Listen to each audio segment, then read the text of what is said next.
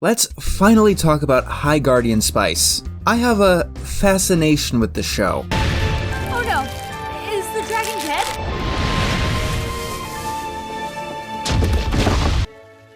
I'm okay. Bye, take care.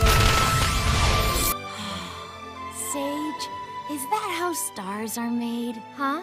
Oh, yeah, for sure. Not just because it's bad either. I'm fascinated with the show because of how bad it is. How it fails at almost every single thing that it attempts. It's kind of a rarity to see a show fail on so many fronts. This was going to be my grand 200th animated atrocity, if you recall. I was just going to make one video where I talked about the entire show and hit every single problem within it. And I say this with no exaggeration. The script had grown to the point where it was over 2 hours long. And even then, I felt like I was only scratching the surface. This was with neglecting some of the more egregious plot holes in the narrative, truncating how botched a lot of the show's messaging was, and only really touching on some of the worse extra characters. Because I didn't want to make a movie, and I didn't want to release an episode 200 I wasn't absolutely satisfied with, I decided to pick something else. Something at the very least less tedious to review. I'm on a mission from above. Are you the baby Jesus? Yes, I'm the baby Jesus. Of course, when you announce something this grand, people do get curious. And a lot of people have been asking me about my opinions on the series. And if nothing else, High Guardian Spice is a show that I do like to talk about, and it's one that I want to talk about. Its mere existence baffles me, and every decision along the way I can only barely wrap my head around. Ever since Crunchyroll announced the series back in 2018 as one of their first originals, that alone was the first domino in a long string of controversy. You see, High Guardian Spice wasn't Crunchyroll's only original that they were planning on airing at the time. There are about a dozen that have aired before High Guardian Spice, and since. And before we talk about High Guardian Spice proper, we do need to talk about the kind of sell that Crunchyroll was trying to make. Crunchyroll is an anime streaming platform, which is a service that's hard to sustain these days. I won't point you in their direction, but almost everyone watching this knows at least one website that will allow you to watch any anime you want, any dub or sub you want, and the only thing they ask you to do is watch their virus-laden pornographic ads. Anime is one of the easiest things to pirate at the moment. Easier than music, and even easier than Western cartoons. So platforms like Crunchyroll, and by and large the anime community, have a plea. Animators in Japan are overworked and underpaid, and they do their craft for little to no respect. Pirating their work makes things even harder, even if the actual on-the-ground animators don't get royalties for what they do. Why is this important? Because when a platform like Crunchyroll has nothing to offer but support going to starving artists, it comes across as a slap in the face when they decide to instead use this money on quote-unquote domestic anime.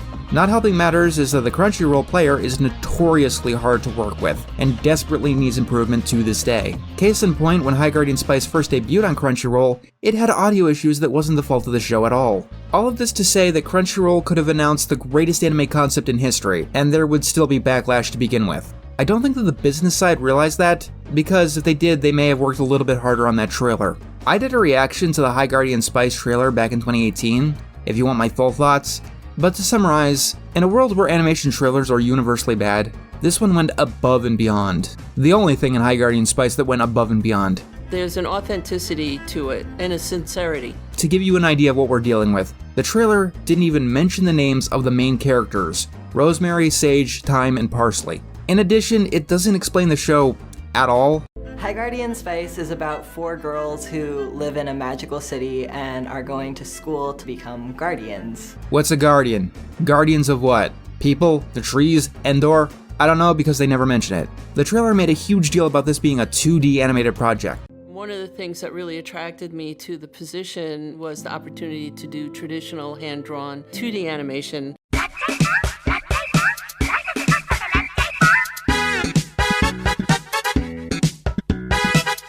Beyond that, it was super vague about what we were actually getting. It's funny, and it's warm, and it's adventurous. These words don't mean anything. What is a warm show? Are we talking a warm, comforting feeling like Harvey Beaks? Heavy use of warm colors? Or does the show take place on the sun? Adventurous? Like Adventure Time? Like Johnny Quest? Or even the Problem Solvers, I could call that quote-unquote adventurous. Instead of talking about the show, they were much more interested in talking about We are 50% female in all the creative roles, and our writer's room is 100% female. You can't really talk about High Guardian Spice without this particular elephant in the room coming up. Either intentionally or accidentally, the trailer marketed High Guardian Spice on diversity and inclusion, to the exclusion of literally anything else, which more or less set up High Guardian Spice to fail. It turned it from this experiment that was not likely to work to begin with, to this lightning rod of hatred.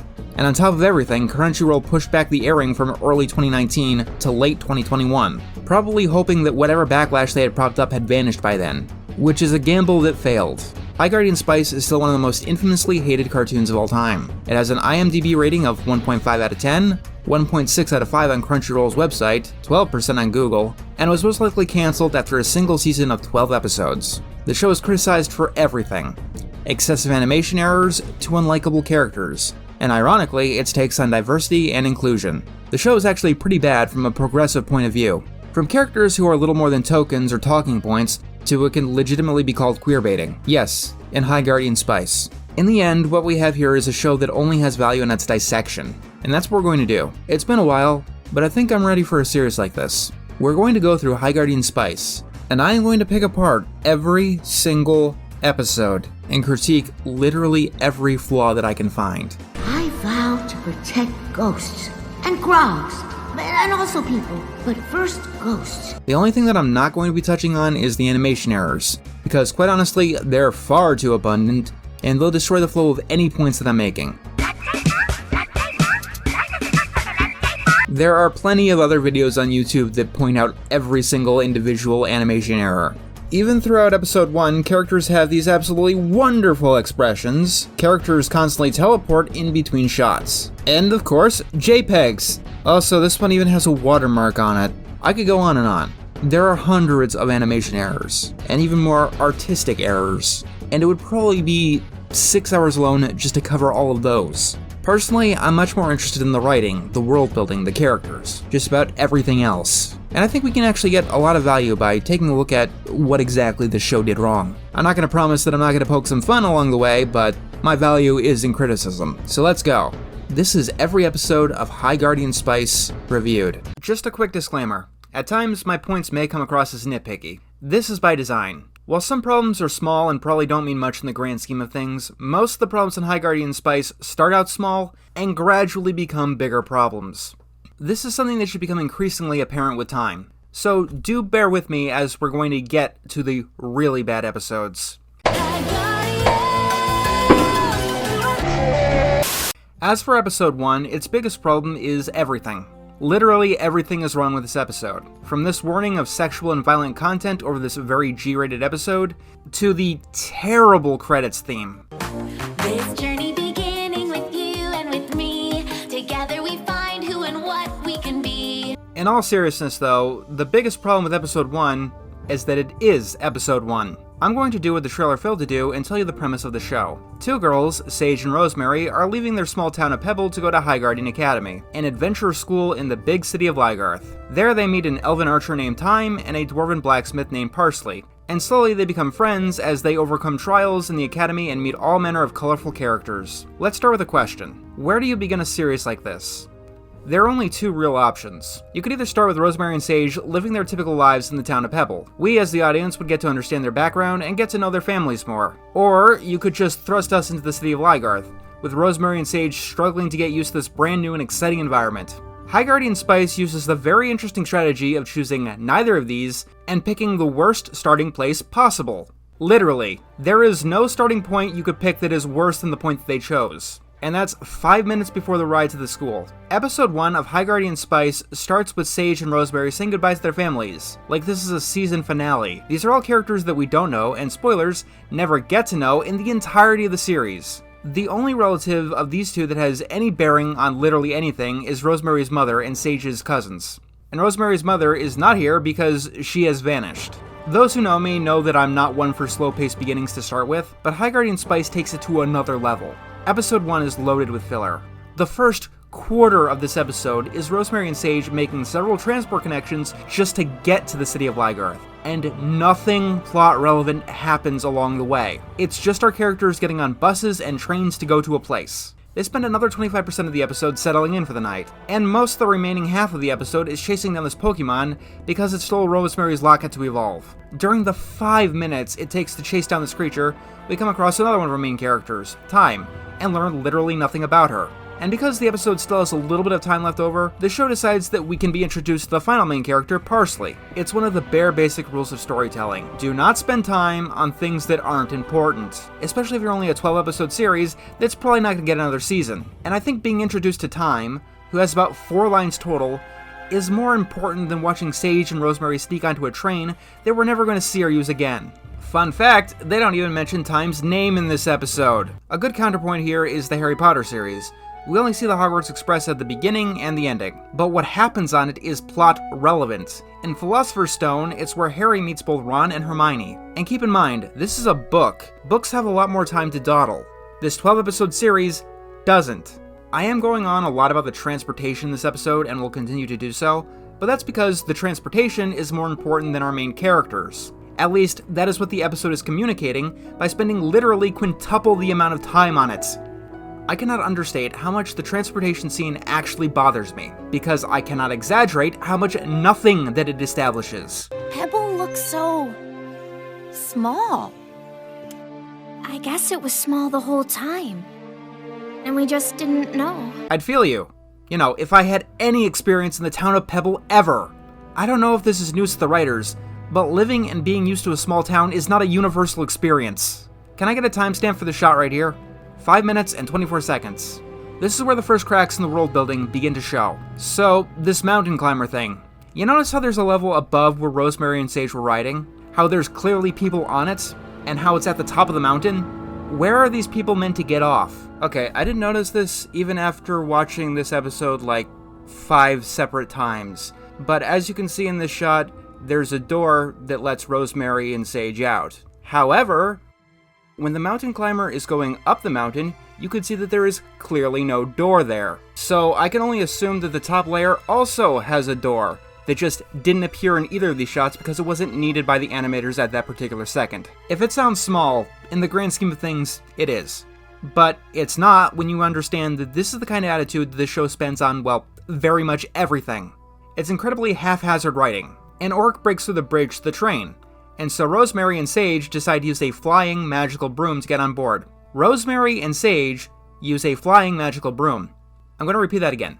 Rosemary and Sage use a flying magical broom to get on the train, which they didn't use over the carriage, which they didn't use over the cart, which they didn't use over the mountain climber, which they didn't use over the train itself, when some of these presumably even cost money. Why? This is not an optional question, you have to answer this. You have to establish why Sage and Rosemary didn't just fly into town on a broomstick. I mean, Kiki was able to do that. The show never gives any explanation, and considering how tedious the first quarter of this episode makes traveling seem, it becomes an even larger question in the end. The show's attitude towards magic in general is something that we will get to when we're talking about new magic versus old magic, but even as far back as episode 1, it's painfully clear that no thought was put into any of these systems. It's like, climb up 5 flights of stairs, and then we open up a portal that will allow you to teleport into your room. Oh, this is another scene that bothers me more than it should because there is so much wrong with it. So, the girls get to Sage's cousin's house, and they get to a lobby that has no doors. So they use magic to open up a portal and make a door. So I have another one of my questions. Why isn't there a door?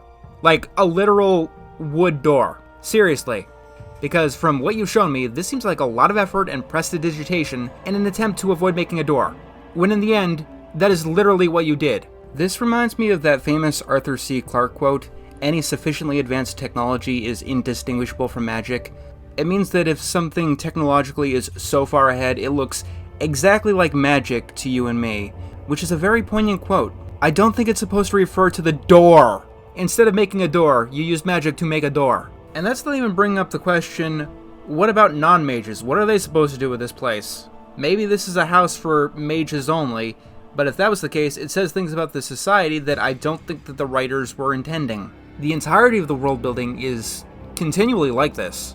Back on the train, the orc falling through the plank. You think that if orcs were common in this world, they'd spend more time on reinforcing the bridges so orcs or other heavyset species didn't fall through bridges. In one scene, we see a giant, which is beyond mystifying to me. For one, it's the only time we see a giant in the entire series, and even seeing one for 5 seconds raises so many questions. Where do you sleep? Is there literally a hotel big enough to house you? Do you cause earthquakes when you walk? How do people treat you, considering you are literally a giant? Nothing in the city is built to accommodate you. The entrance to Parsley's blacksmith is dwarf-sized, because, she's a dwarf, obviously. But most people in Lygarth are human-sized. Don't you think that making things inconvenient for most of your customers would be bad for business? Actual adult humans would need to duck down, which would be an annoyance that you probably wouldn't want to put on your customers. Once again, yes, this sounds like small potatoes. But over time, eventually, you're gonna have a sack of small potatoes. Go back to Tolkien. In the movies, when the hobbits make a debris, the watchman first looks through a human-sized window, and then checks the window for looking at smaller creatures. It makes the world a more fully realized place. It's the kind of world that people make self-insert fanfictions about. The kind of world building in High Guardian Spice is okay in like a Dungeons & Dragons campaign, but you have to try a little bit harder when you're actually trying to create a living, breathing world. And when you're making a fantasy story, that is exactly what you should be doing. And when you don't do that, things rapidly go south, as we learn in the upcoming episodes. Because this kind of behavior is going to bite the show in the ass, extremely hard. Yes, I'm talking about the sex change potion.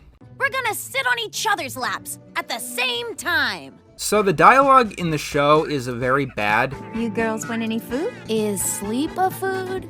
I'm gonna be extremely harsh, but there is no other way that I can articulate it. It feels very much like a 12-year-old wrote it. Your mom helps to right wrongs. Plus, she gets to lug around that humongous sword.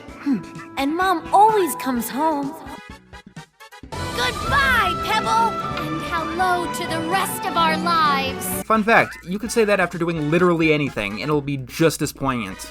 Goodbye, chicken sandwich, and hello to the rest of my life. It's not a giant sword. She's just shorter than you. Good job, baby crone. They say the best way to win an argument is pedantically. I'm gonna throw a dictionary at your skull. I swear to you, this is only scratching the surface. Every single line of dialogue in the show is like this. Maybe it's got rabies. Come on, Sage. Do you want rabies?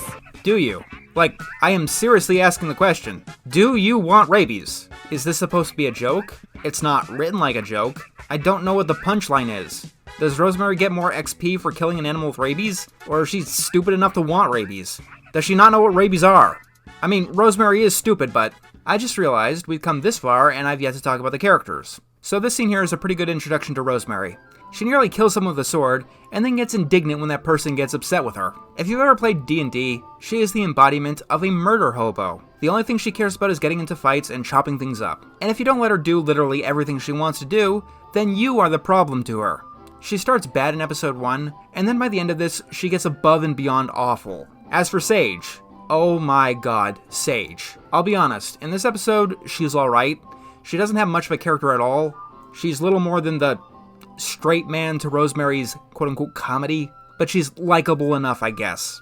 She's definitely better than her competition. But as the series goes on, Sage will get worse and worse and worse, and I hate her. Also, this is just a nitpick, but her design is fucking awful. Beyond literally stealing Atsuko's clothes, she has these weird hair tufts. This is a piss-poor design choice, because they constantly look like they're growing out of her ears. And once you see it, you can never unsee it. So the, I guess, main plot of this episode is that Rosemary loses her locket. My locket! Dad told me to wear it today. It's meant to protect me. How did he perform protection magic? Metaphorically, Sage. The picture inside it is irreplaceable. My dad's prize-winning boysenberry cheesecake. How? This is another question that you have to answer. I demand an explanation. Is this a Zen riddle? How does a picture of a cheesecake, granted, the best cheesecake in the entire world, how does a picture of a cheesecake protect you? Magically, metaphorically, I don't care, it's a picture of a fucking confectionery. But oh my god, we have to talk about this picture of a cheesecake. So we spend a good deal of the episode trying to get this locket back, and all of this time, Rosemary is leading Sage, and by extension the audience, to believe that it's just a picture of cheesecake. But when she gets it back, it's revealed that no, it's a picture of her whole family, including her mother. And I have to ask, what even is this scene? Like, it's so bad, I don't even know what they're going for. The cheesecake is not the important part of the photograph, obviously. It's the family, and especially the mother. So why isn't the mother the thing that's shown front and center in the locket? Is Rosemary trying to hide that it's a picture of her mother? Well, no, that doesn't make sense at all. Is this supposed to be an emotional revelation? It can't be, because apparently Rosemary valued the cheesecake picture more than anything else. That's why she called the picture important, and it's the only logical reason that the cheesecake would be at the forefront of the photograph. Is this scene supposed to be a joke? That can't be right either, because jokes generally don't have an emotional payoff. But if it was supposed to be something important and not just silly, why wouldn't Rosemary just tell Sage, her closest friend in the entire world, that the picture was of her family? I get that Rosemary is stupid, but this doesn't make any sense! Unless she's a space alien. Then again, considering some of Rosemary's facial expressions, I might be wrong on that one. Why didn't you tell me? It's just a cheap necklace.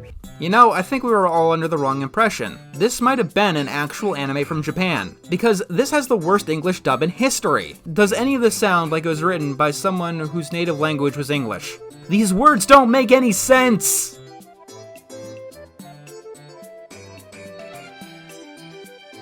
Why didn't you tell me? It's just a cheap necklace. This literally does not answer the question, to the point of dedication. It's like someone looked through a dictionary to figure out the most perfect word choices to not give any information that would resolve the quandary being imposed. Like the intention was to confuse as much as possible. Oh, isn't this kind of thing small potatoes for a blacksmith? There are no small potatoes, only large mouths. Yes, Sage, I think that Rosemary should shut up too. That's not what Sage meant, but does having a large mouth mean literally anything else? In any context. Welcome! You two must be Noodle and Garth. Noodle and Garth? Is that a crossover band that doesn't exist? This is a problem we'll be talking about down the road as well, but a lot of the show is clearly done in one take. Oh, it's fine. We're on break. We got catapulted out because of a trapper infestation. What everyone calls me. I kind of like it. It's succinct. Slime, and then boy. We will get to him, I promise you. Finally, we meet Parsley, who is a dwarf and a blacksmith, and she has a lot of brothers. I saved you literally 3 minutes, because nothing else is established in that time. Spoiler alert, Parsley is incredibly boring and will remain that way for the entire series. You just got a glimpse about a third of my brothers. In order of loudness, I think that was nettle, thistle, clover, and spurge.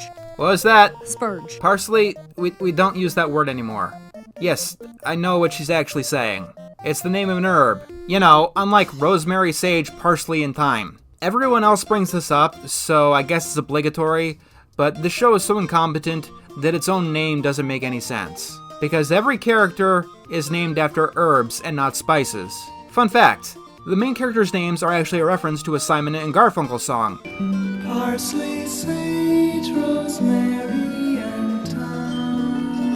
But they're still herbs and not spices, so the show's name doesn't make any sense. You couldn't name these characters ginger, cinnamon, saffron, and pepper? I'm going on about the names, and need I remind you, they don't even mention times in the first episode. She is one of the main characters. But no, trains in a romance dance. That is what is important. Speaking of which, the girls are telling Sage's cousins about how Rosemary's necklace got stolen. You got to be a guardian, in a way. You protected a precious creature, and that let it find its perfect partner. Got it, everyone? Being a guardian means letting your shit get stolen. Yes, we will be talking about Sage's and Rosemary's will they, won't they, but it's very complicated, and it's a discussion that I really want to be careful wording out. And right now I'm very tired and my brain is poop. I think I'm gonna call it here. There's only so much stupid that I can handle for one video. This was episode 1. We have 11 more of these to go.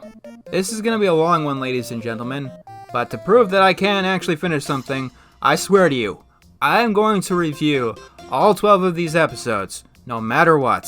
See you next week for episode 2.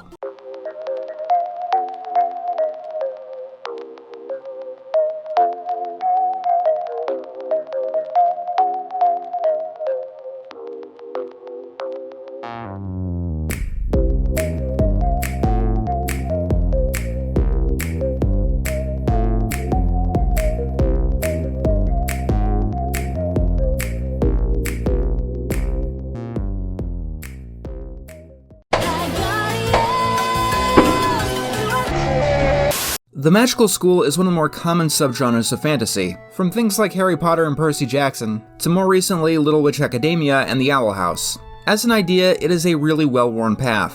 even more so if you include superhero academies like Dr. Xavier's or Sky High. That's not to say that it shouldn't be attempted, far from it. It's well worn for a reason. There's a lot of fun that you can have with the idea, and it's an incredibly easy one to relate to. Almost everyone has had some kind of school experience, and almost everyone who has had that experience has wished it was a little bit more exciting. All it means is that you just need to expend a little bit of extra effort to stand out among your peers. High Guardian Spice's strategy of doing so is quite interesting. It stands out by being unbelievably bad and nonsensical. Spoiler alert, High Guardian Spice does not get better as it goes. Quite the contrary, actually.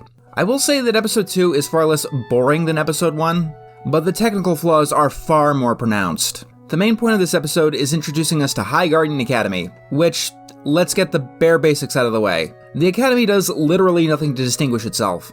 It doesn't have that identity that Hogwarts has, or even Demon School. High Guardian Academy is just a high school. It has a couple of unique, interesting set pieces, but that is literally every high school in fiction. The Succubus's class doesn't look too far off from Professor McGonagall's, or even Carraway's. The Blacksmith's Forge looks like a blacksmith forge. For what it's worth, the backgrounds and such look fine. They are aesthetically drawn well, and they definitely put more attention to that than the actual animation. But beyond that, High Guardian Academy was designed like it was the first magical school ever made, when we've been flooded in magical school stories since the 1990s.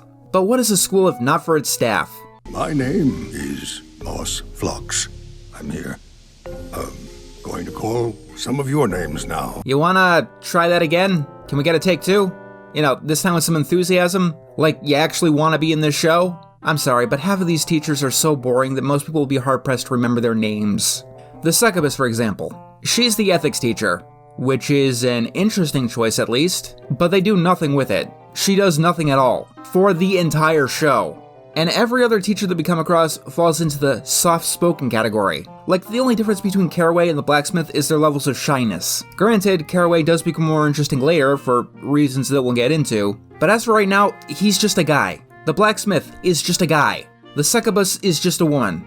The one exception to this is the potions teacher. And could you guess of all of the teachers which one they made the careless asshole? That's right! Snipe, Snipe, Severus Snape. I mean the potions instructor. The headmasters actually do stand out, but this is because they have this annoying as hell gimmick. Like the Fates from Hercules, they finish each other's sentences. Sometimes. It's a gag that they halfway commit to. They also have 3 very different temperaments and don't actually carry the same sentiment. So instead of all being on the same page, they often end up hijacking what someone else is trying to say. It also doesn't work because only one of the 3 actually has a real personality. Guardianship is something special. But what is it exactly? If you knew, you wouldn't be here. Getting into the actual plot, all 4 of the main characters get almost entirely different schedules. This is a structural mistake. Beyond the fact that it makes Rosemary and Sage very, very sad, it means that our main characters will be completely separated from most of the series. It's an obstacle for each of them working together or forming connections, unless the show can keep making up excuses for them to keep getting out of class and meeting together. Which would have been pointless, because you could have just said that they took all of the same classes. To be fair, the girls do have 1 class together, but that is really cold comfort here. There's only so much they can do with 1 hour in the day. It doesn't affect things too much in this episode, but it's a small decision that is a growing poison. In the next episode, for example, we're gonna have to take a break from Rosemary learning about her mother to watch Parsley bang shit with a hammer. Also, I say this about a lot in High Guardian Spice, because a lot of it mystifies me, but how they divide the schedules mystifies me. It makes sense that we're in different classes since we're on different tracks. And Rosemary, you're on the warrior track, like me.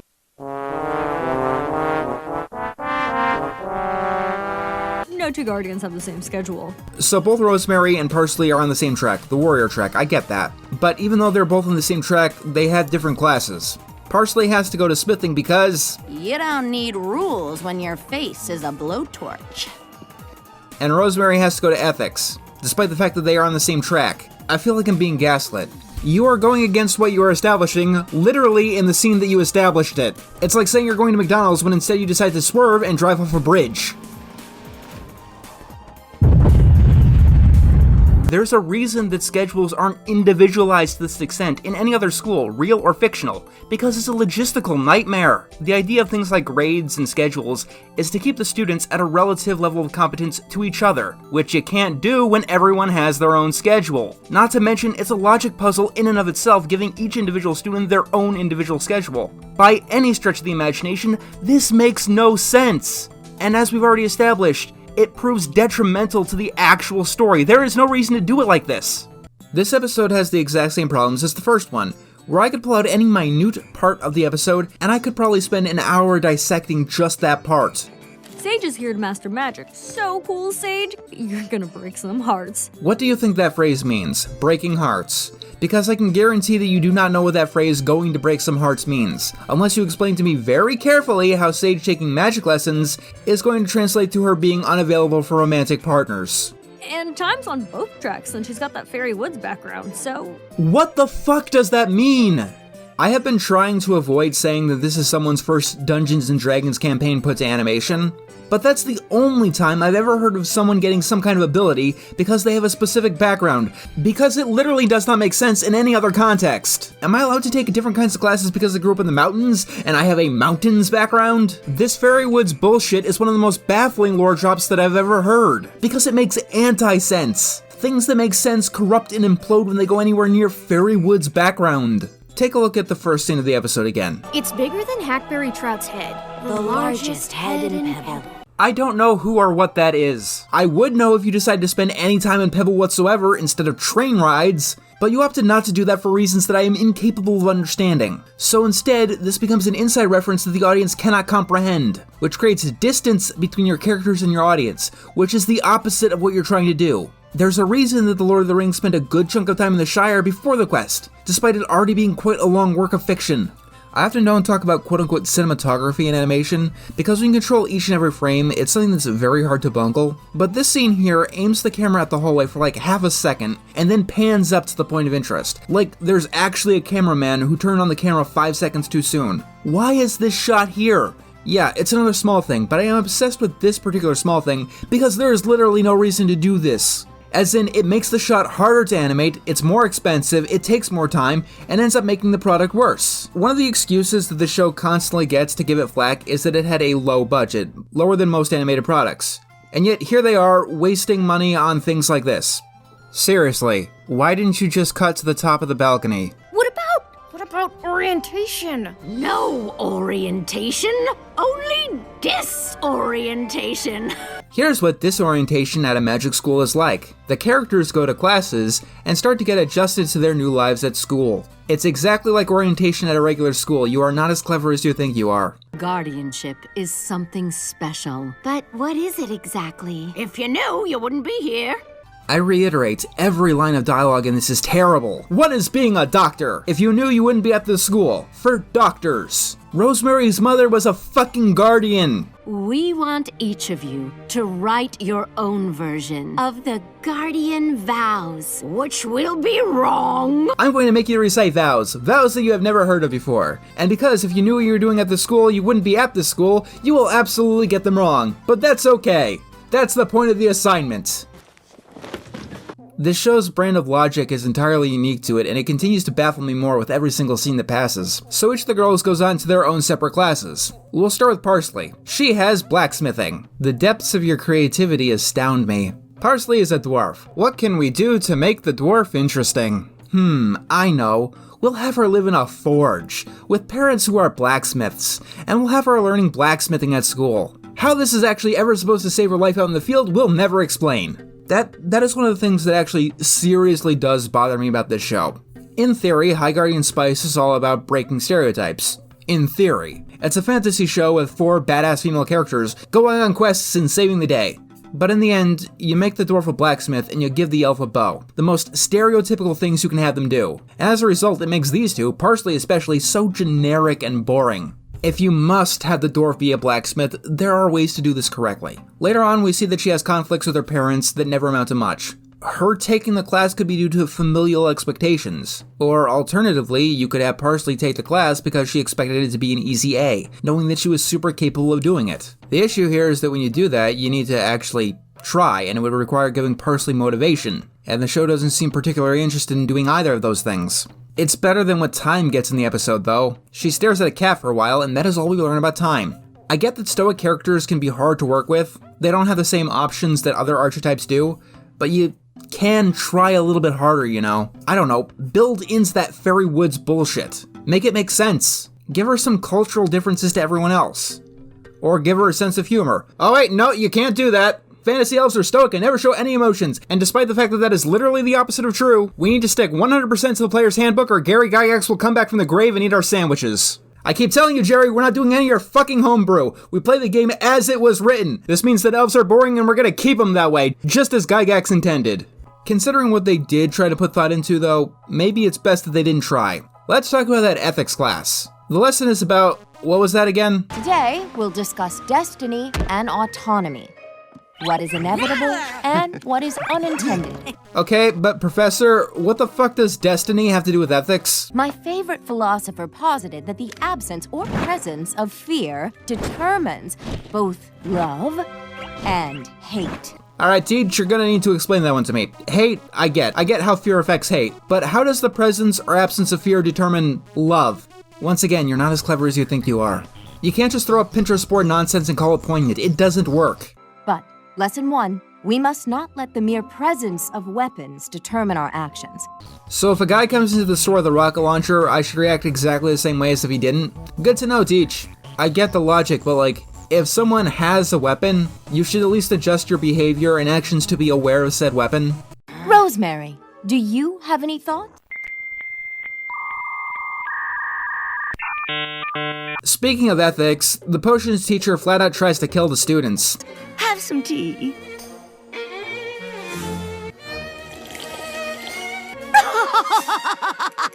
Did you enjoy your poison? This is one of the more infamous parts of the show, and it's one thing that everyone else I had watch it got hung up on. Yes, I had other people watch this show with me, and yes, I am going to hell for that. But this scene is definitely a good one to dissect. It does a lot wrong. So, the first time that I watched this, I thought that this was just a joke to freak out the students. That's typical fantasy school stuff. Trelawney does the same thing. And the episode kind of hints that it's a joke. The students start shapeshifting, which points to it just being a panic.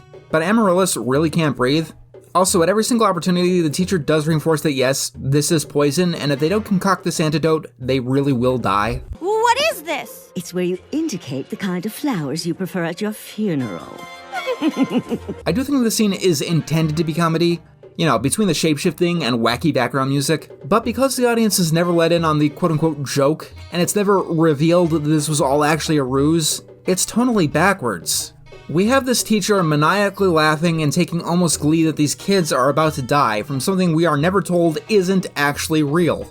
I mean, if you wanted to take this seriously, you could. At the end of the episode, it is established that out in the field, guardians can legitimately die. Hemlock had a point, though. Being a guardian can kill you.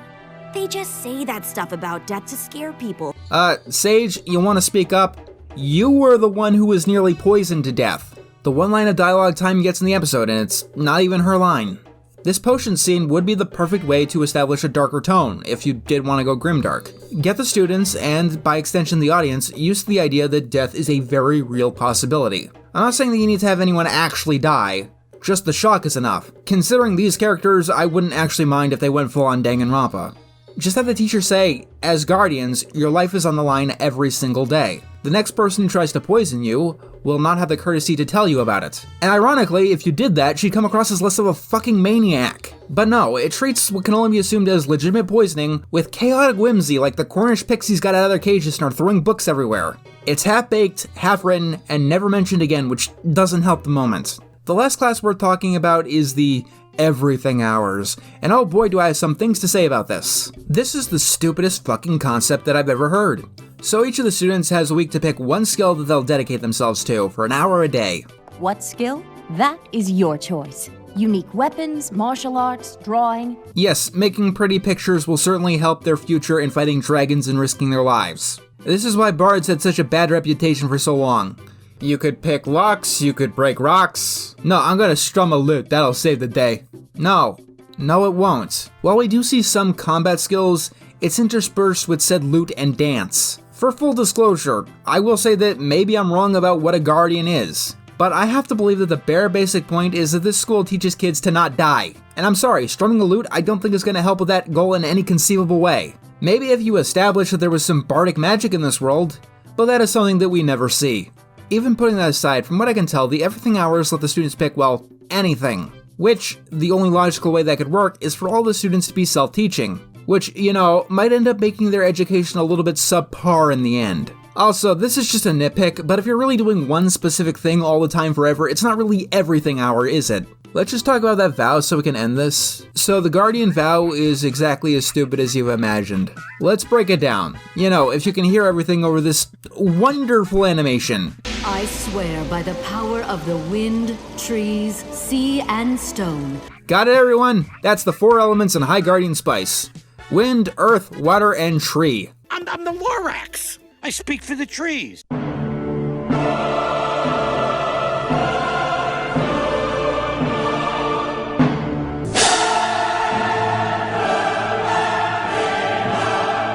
I promise balance. Keep history alive and never be constrained by its relics. Lots of old magic folks out there, too. You'll mostly practice new magic in your time here. I vow to stay curious and engaged, to look at the world with a questioning eye. I shall use my agility to protect what is precious.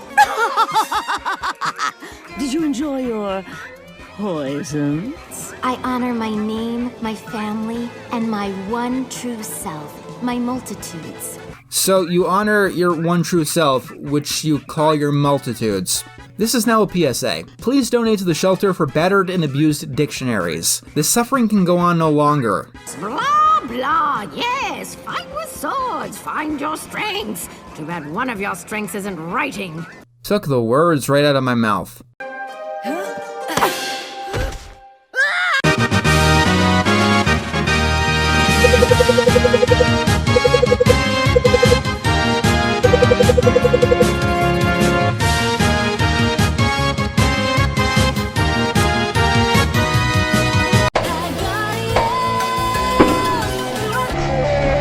Episode 3 of High Guardian Spice is probably the most infamous episode of the entire show.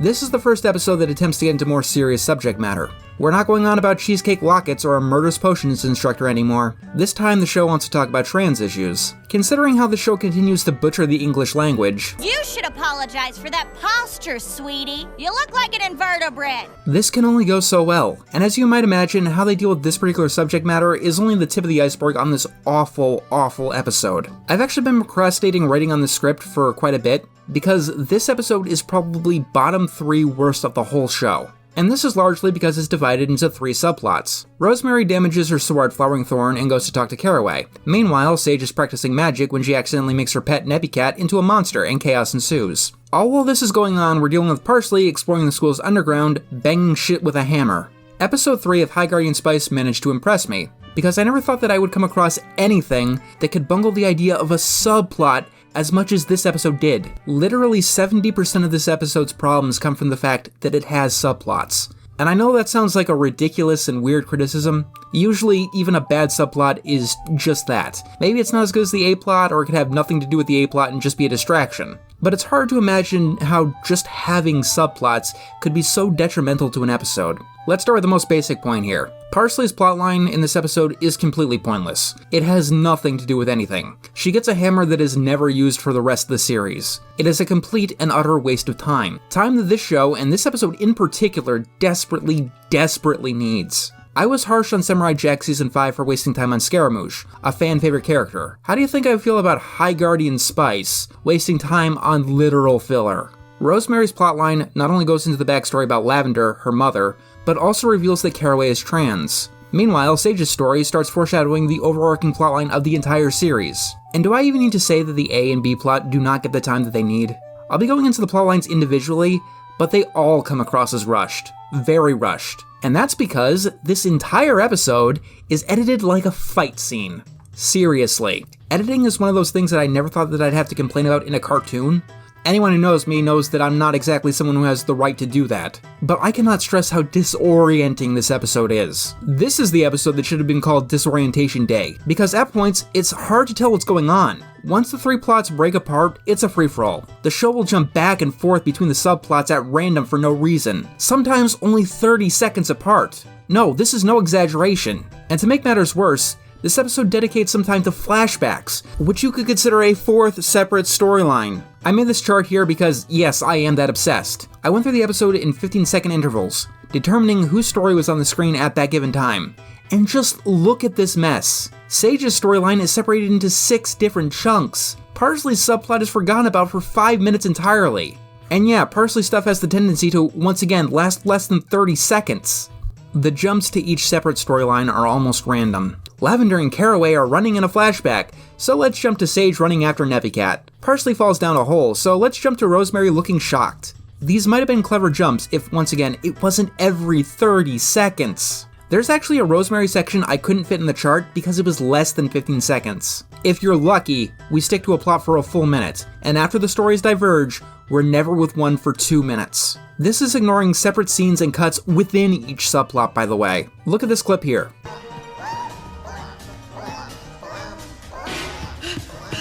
Why am I showing you this random clip? Because in between these 2 shots of Parsley running through the hallway, we cut to Sage's subplot. The cuts are in completely random places, which leads to the bastardization of the language of cinematography. When you cut to somewhere else, what you're communicating is that a length of time has passed. Parsley falls down a hole. We cut to somewhere else. When we cut back, it subconsciously makes us think that she's been knocked out for a long time, when that probably wasn't true. When Parsley is running, you cut somewhere else and then cut back. It subconsciously makes us think that she's running for a very, very long time, when she's running in just a straight fucking line. Speaking of which, Parsley's subplot supposedly took hours. Rosemary's subplot likely took an hour. And Sage's subplot probably lasted like 10 minutes. That's what the writing, dialogue, and editing all communicate, and yet they all start at the same time and end at the same time. And yes, this is an incredibly obnoxious problem. This is one of the more infamous episodes of the show, and everyone I had watched this with me pointed out this being the biggest problem with the episode. The average scene count for a 22-minute episode is 15. This episode has more than 25, changing scenes an average of every 45 seconds. It's not as bad as Milan 2020, but when an episode is giving me Milan 2020 vibes, that's not a good sign. I had to divide the episode MP4 into separate subplots to keep this review coherent and actually make things possible to edit. Seriously, there's more to editing than just cutting randomly. And with that out of the way, let's deal with Parsley's subplot first. That's it!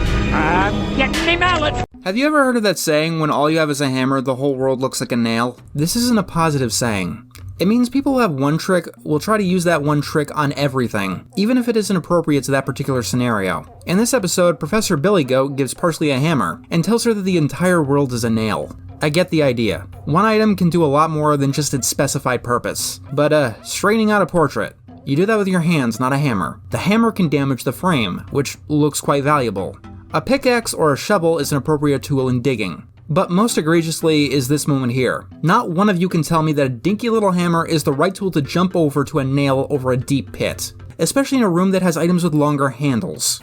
I suppose this brings me to the fact that this is the second episode in a row where a teacher was almost responsible for a student's death. Seriously, let's go over what happens here. Parsley opens up a secret passageway and falls. That's 5 stories high by my count, onto rocks and stone. There's a good chance that height can kill you, especially if she landed on that fucking hammer. Even if she didn't, she could have broken a bone or gotten a concussion. But no, I guess High Guardian Dwarves' bones are just made of mithril. Yes, it's a cartoon, but it's also a fantasy show, in which injuries should mean something. In episode 5, Sage nearly dies from falling. Either heights are a threat or they're not. Even ignoring that, Billy Goat here has no way to tell if Parsley got lost or otherwise hurt down there, especially since she took a pretty illogical pathway. Parsley could have wandered what looked like the sewers and maybe got to an exit, but no, she decides to randomly discover and then explore an untapped cave. An untapped cave full of... I don't even need to say it. Who's that Pokemon? The first time that I showed clips of this scene, you already made the connection in your head. The show calls these Trabbers, but we all know they're Parasects, from Pokemon. Like, really? I mean, Trabbers glow and Parasects don't, unless they're shiny, but let's just say I wouldn't design my mushroom crabs like this. Nintendo has sued for less legitimate reasons is all I'm saying. My favorite part of this subplot though was at the end, when Parsley is right under the floorboards. But we still haven't found our way out. Professor Phlox is going to think I'm a real dunce. You are under the floorboards, holding a hammer, in a busy school. He was the rudest. If you can't figure this out, Professor Billy Goat had too much confidence in you, I'm sorry to say. Actually, no, my favorite part of the subplot is that it has nothing to do with transformations, the title of the fucking episode. We escaped the dungeon, we found our way out of that bizarro broom closet, we solved a dozen riddles for the Grog Mob, saved a hornet's marriage, climbed walls, climbed between walls. That would be so much more fun to watch then.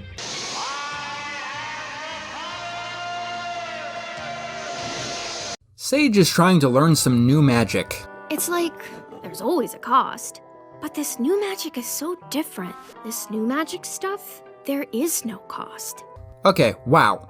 30 seconds into Sage's plot, and we've already got problems. A lot of problems, actually. Anyone who knows anything about fantasy knows what the problem is immediately. Because when you're learning to write fantasy, this is the first thing that you learn. Do not ever have a magic system that has no cost. Rule number 1, no exceptions. And I mean no exceptions, ever. You do this, you lose. Because when people can do literally anything with magic, they're all basically omnipotent gods. They can solve every problem ever. They can just do things. Cut their hair. Fly around the world. Do you know how much instant free transportation would radically alter a society? Make a castle out of sausages. Or the total elimination of hunger? How new magic is described here means that every character lives in a post-scarcity society where no one needs to work because they can just magic up anything they want or need. They're basically all playing life on Minecraft creative mode. If you have magic and you have any problems at all ever, you are a moron. If you don't have magic, you are even more of a moron, because magic can literally do anything for you at no cost, as per what Sage says. To give the absolute benefit of the doubt, I don't think that this no-cost thing is completely accurate. First of all, I'm going to need some cinnamon. That's a cost, dumbass. But this new magic is so different. It's like a language I don't understand. Oh, like English? But beyond that, there's this big overarching plot that there is a rot. It's infecting a tree, which makes time very, very sad. She'd tell us why, but personally playing Pokemon was more important than crucial plot details. I infer that this new magic does have a cost, and it's causing the rot. It's not something that's ever outright stated, but I assume that that's something they'd go into more details in a Season 2. If I had one!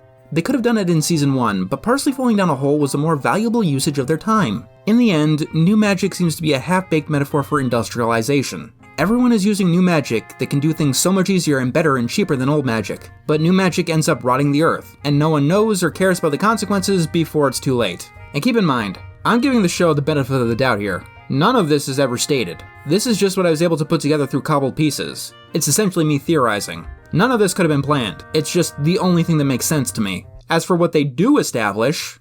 Some spheres grant eternal life. That's a bit much. The secret to eternal life and High Guardian Spice is in a first-year student's textbook. The show gives out baffling lore drops like candy on Halloween. In the world of High Guardian Spice, death is optional. I bet you didn't know that because this factoid never shows up again. This isn't funny or cute. All it does is stop the pace dead in its tracks because your audience is forced to go, what? You can't just drop eternal life as a background joke, like it's no big deal. It's a very big deal. The dialogue is still atrocious, by the way.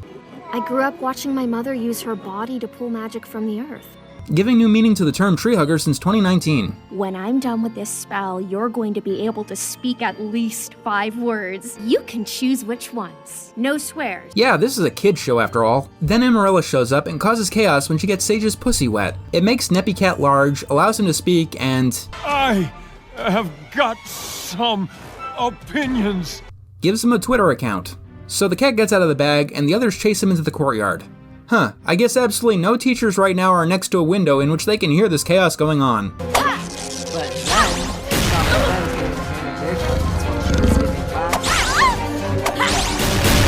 Why am I even here? Every time I watch this episode, I have to stop it right here, because that is actually a very good question. Amaryllis doesn't care about what's going on. Sage is not forcing her to come along. She is just there, going with Sage, for reasons. Then time actually does something for once in the series. Is it dead? No, these arrows are tipped with napping potion. Got it, everyone? Arrows tipped with napping potion absolutely cannot kill, even if they pierce the heart. Why do you even have those on standby? It's a very specific thing to tip arrows with. So Neppy Cat stabs a tree and gets shot. Apparently either everyone knew that the cat would just go back to normal size, or no one objected to possibly killing it. Sage chews out Amaryllis, and then this happens. This is the funniest part of the episode. Sage is just yelling, and this makes Snapdragon have a crush on her. Not just yelling, but yelling at Snapdragon's best friend. To say the scene is weird is an understatement. This kind of thing usually happens the first time the characters see each other, the first time they lock eyes. But no, Sage yelling is what makes the crush click. What even is this? Isn't this fun? Going on about cat attacks and dwarves catching parasects? I'm sure it's not irritating in the slightest, talking about two other subplots than the one that most audiences would actually be interested in, and the one they'd constantly be focusing on during the other two, especially when one of them is the biggest waste of time that the series has to offer. Alright, let's talk about Rosemary and let's talk about Caraway. Now we know. And knowing is half the battle. This plotline starts off when Rosemary ends up breaking the pommel on her mother's sword, Flowering Thorn. Now here's a fun fact. We learn in episode 6 that the blade is enchanted to never ever break. This enchantment doesn't apply to the hilt because, as we all know, a sword with a broken hilt is completely usable and doesn't hinder it in the slightest. Quit worrying about getting that sword nicked up. Why don't you care about all the other scratches? Come on guys, I'm trying to help you out here. You're better than this. A worn weapon lets you know that it's served its true purpose. No. A worn weapon lets you know it needs to be repaired or replaced, or that the owner doesn't give a shit about it. People who actually care and use their weapons keep them in the most pristine condition that they possibly can, because the last thing that you want is your weapon to break on you when you need it most. I don't know if these are nitpicks, but if you know anything about actual realistic battles or medieval combats, the shit this show tries to do will put a real bee up your bonnet. Lavender, we don't touch the blade like that. No, Lavender, get your hand off that thing. You're gonna cut yourself. I've ruined the one thing that matters to me. She says right in front of Sage, her best friend in the entire world. I mean, you could argue that you wouldn't refer to Sage as a quote-unquote thing that matters, but that's a very tenuous argument. Even if you wanted to ignore Sage, though, who, once again, is standing right there, you'd still have to deal with that whole cheesecake locket thing. I guess that thing doesn't matter to Rosemary. The show had multiple writers, and I'm beginning to suspect that none of them watched each other's episodes, because the continuity from episode to episode gets real fucked real fast. The sword breaking triggers a flashback. Mom, look it! Mommy! Okay, what the hell? I'm not trying to be mean, but what is this voice acting? It sounds like you're mocking a kid, not trying to act like one. Speaking of voice acting, there's this moment here. I botched my mother's legacy. This sounds like Rosemary is intentionally being overdramatic. You know, there's a degree of sarcasm in her voice. But in this moment, she really does think that she botched her mother's legacy by breaking the pommel on the sword. This is because Rosemary would never ever use the words botched my mother's legacy in earnest. Except, I guess, in this one wayward random moment. All right, everything begins with your stance. Keep your stance wide. Keep your body lowered. Did I mention that the show wears its inspirations on its sleeve? The lack of creativity still does continue to astound me. I was just telling Sage how you chose enchanted marksmanship for everything hours. Yeah, but I'm on my way to archery. Get it? Time is an elf. Elves use bows. They don't need any characterization beyond that. Elf is archer, end of story. So Lavender has to go off to war, maybe it's never really specified. She does the smart thing, and she doesn't take her signature weapon with her. And she leaves it with her reckless child who nearly fell down the stairs with it. I love this scene, by the way. Caraway is walking so fast he's practically running, and then he slows down before the girls address him. Anyway, he wants to talk to Rosemary specifically about her choice for everything hours because, holy shit, they never gave him a reason. You could infer it's because he was friends with Lavender, but once again, it's something you have to infer. And even if you do, it's not like Caraway is Rosemary's godfather or anything. He doesn't give her any special tutorship later on or specialized classes. He just wants to know what everything hours activity she picks, and then that's it. I don't think they have another one-on-one conversation for the rest of the series. This whole thing would make a hell of a lot more sense if Rosemary sought out Caraway. I mean, he is an expert magic user. Rosemary could be pointed in his direction. We see a portrait of him when he attended Highgarden Academy. You could build up a bit of mystery and character towards who Caraway is. And in the end, we don't actually get much of that, beyond... I'm transgender. So let's talk about this moment. The most basic of issues is that this comes across as a lecture. It feels very much like we're watching Nick Jr., and Caraway is explaining to an audience rather than to the characters. Especially because Rosemary's dialogue, once again, isn't fitting. I don't know that word. It's out of character for Rosemary to admit that she doesn't know something, even to a teacher. She has a sense of arrogance about her. Her character has been changed here specifically to receive the message. It also doesn't help that this lecture doesn't really explain much. I was born into a female body, but it wasn't the right body for me. Does this explain anything to anyone? Like, anyone at all? If you haven't had experience with gender dysphoria or anything like that, you don't exactly know what "it wasn't the right body for me" really does mean. There's a YouTuber, and I'm sorry if I mispronounce this name, Jamie DeJonge. They've done rewrite animatics for several of the very infamous scenes of High Guardian Spice, including this one. In the redone animatic, it definitely explains Caraway's feelings quite a bit better. Just a few lines of dialogue are changed, but it profoundly changes the entire scene. Not only that, the redone animatic shows what Caraway is feeling, rather than just lecturing the audience.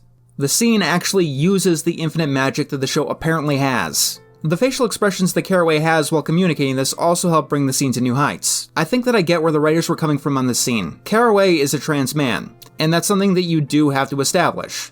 It'd be really not kosher to have a character on this show for its entire 12-episode run, never establish that they're trans, and then just, call them trans later. It's something that goes against literally everything a show like this stands for, so it's something they never ever do. Not in a million years ever. Ahem. What was that?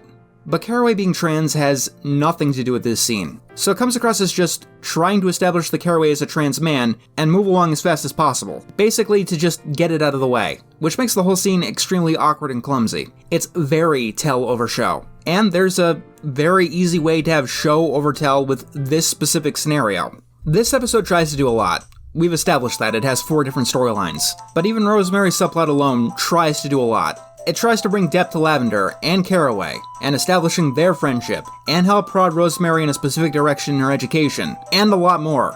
But because the subplot is so rushed and half-assed, it does all of these things very half-assed. We get a backstory with Caraway and Lavender fighting a manticore, that ends up showing the pommel of the sword being broken back then too.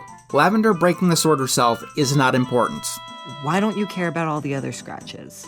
This one line of dialogue reestablishes everything that's been seen so far. The backstory is yet another waste of time in the episode. A much better backstory that puts together all of the disparate parts of the subplot would be Caraway's trans realization. You could still have your action scenes while doing that by taking advantage of the genre of fantasy. A monster could quote-unquote curse Caraway by changing his sex, which eventually leads to him realizing who he truly is and all the feelings that could come with that. You can go into a backstory of Lavender and Caraway searching for a quote-unquote cure that Caraway wants less and less as time goes on.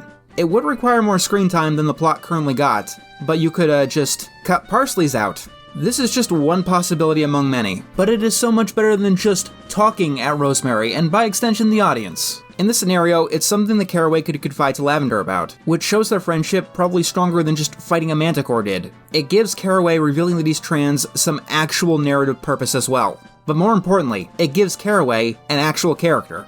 Because he doesn't have much otherwise. I keep saying that a lot in this episode, but I really am trying to give the show as much benefit of the doubt as I can.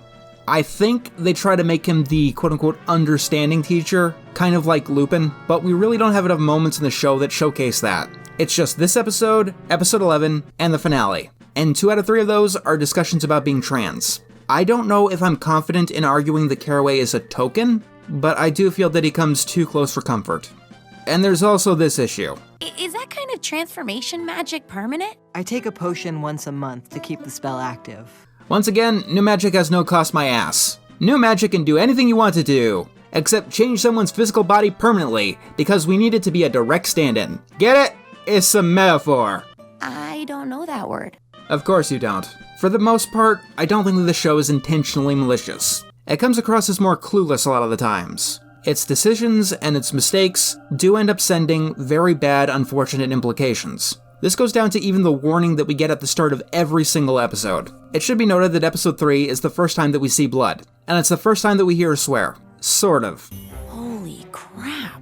We've been hearing crap on kids' shows for a very long time now. If you need me, I will be in the science lab. What's this crap? We're trapped in here day after day, doing boring stuff and standing in lines for cold, crappy food that they don't even give me time to eat. Is step 3 really all that? Shit. It ain't no step for a stepper. And nowadays, even kids' shows can say that word openly. Who you calling? The master prank caller. Holy crap. And the blood, that shoots you up from a Y to a Y7. Episode 1 and 2 of High Guardian Spice are very G-rated.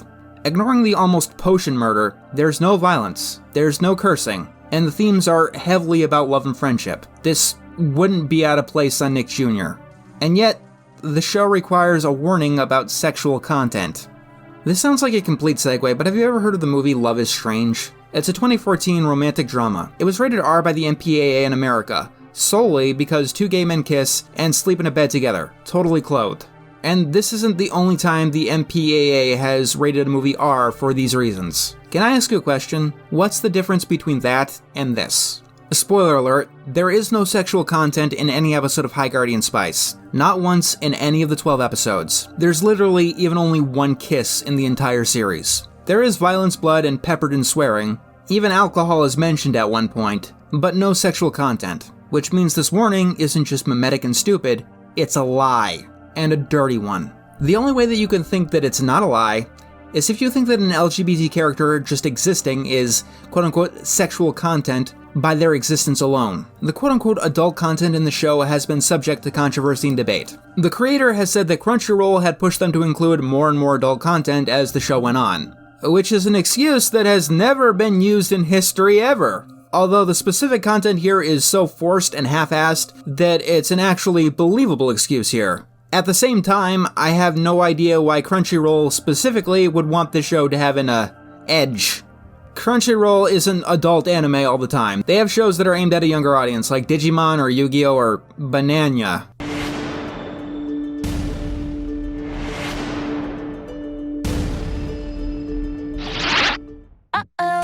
What?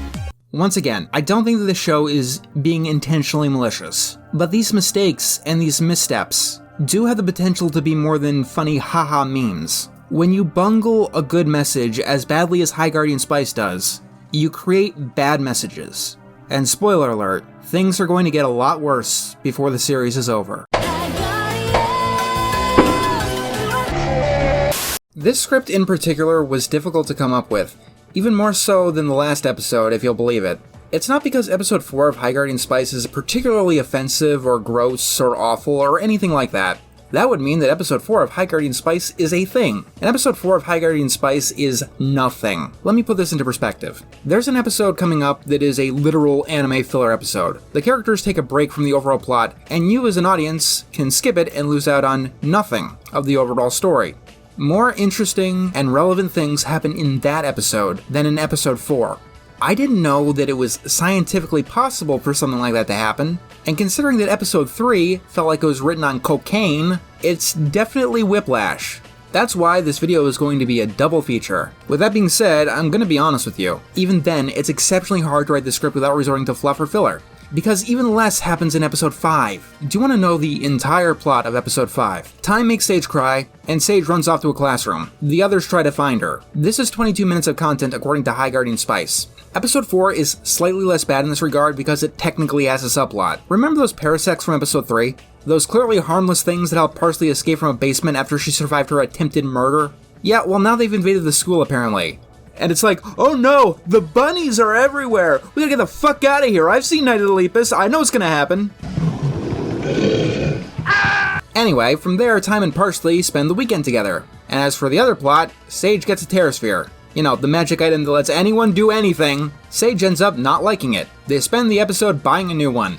I want my 22 minutes back. And no, I'm not dividing this video into separate plots again because I've said like all there is to say about the 3 of these. You think I'm skimping out on you? I'm not. I have not seen this much dedication to not having a plot since SpongeBob's Waiting. And Mercy.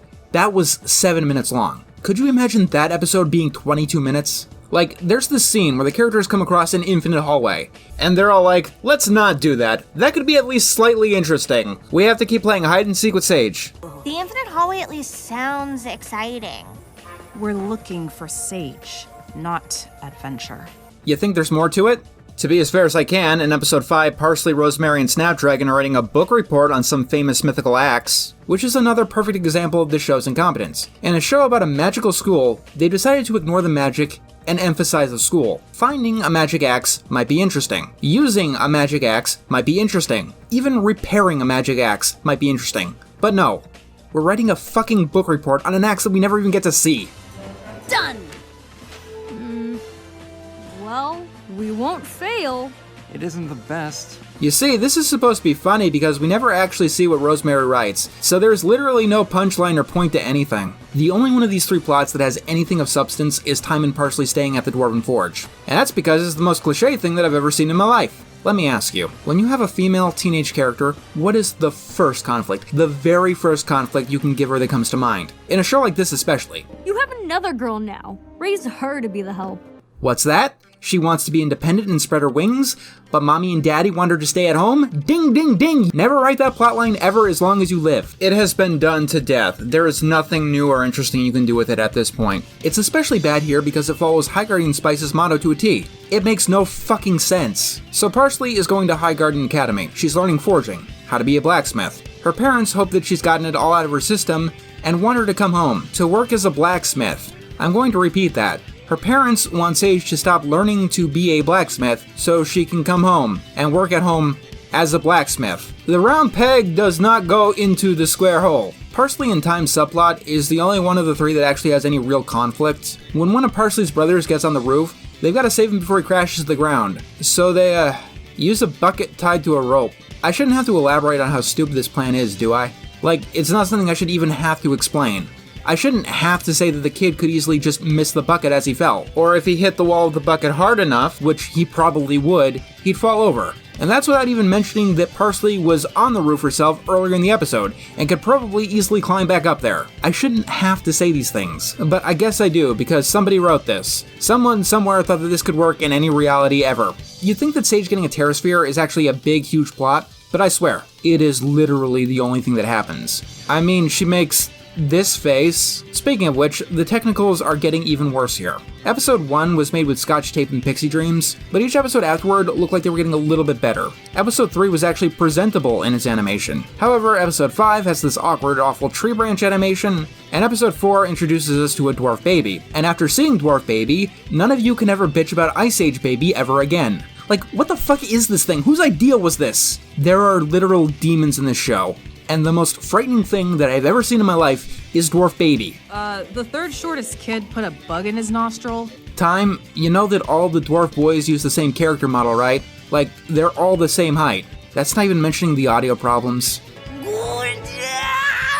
What the hell emotion was that, Rosemary? Whatever it was, I don't think it was human. Oh, Time, no, don't sleep in the woods. You'll scare off the bats. If that was your best take, I don't even want to think about the takes that you didn't use. Time is actually starting to get more of a role in these two episodes, but her acting is so droning and draining that I wish she didn't. I'm not hiding. I just didn't want to bother you. Speaking of audio and acting though, episode 4 introduces us to the man, the myth, the legend, Slime Boy. If you've never heard him before, brace yourselves. I was working as a busboy in a hotel, and she was sitting, drinking her coffee, and she was so beautiful. And I say hi to her. That's how we met. Sorry, I dubbed him over with lines from Tommy Wiseau. I did that to prove that I am not dubbing him over with Tommy Wiseau when you hear his actual lines. Oh, it's fine. We're on break. We got catapulted out because of a trapper infestation. That's what everyone calls me. I kind of like it. It's succinct. Slime, and then boy. Yeah. That's Slime Boy. Did you guys know that Slime Boy is actually a fan favorite character? Like, for serious. People claim, not ironically, actually seriously, that they hate everything in the show except Slime Boy. And you know what? I can see it. There are two kinds of bad. There's the slow, awkward, frustrating, tedious shit that is most of the show. But then there's the absolutely baffling, bonkers bad stuff that makes you stop and ask why. Who seriously thought that it'd be a good idea to have the potion teacher try and murder her students? Who thought that they should have a dragon explode into stars? And who decided to have a character, Oh, it's all on the wrist of your brain. I have to demonstrate it a lot at the store. Here, hold on. I'll draw you a diagram. It's things like this that are at least memorable. And it puts High Guardian Spice into a very strange category, where the show would be better if it was worse. These baffling, bizarre choices are the best part of the show. You have to remember, this was an intentional choice. This isn't just an awkward line reading or bad dialogue. Angie tells me you're a botanist, huh? Yes. I just started working for the council that organizes Lingard's fauna processional.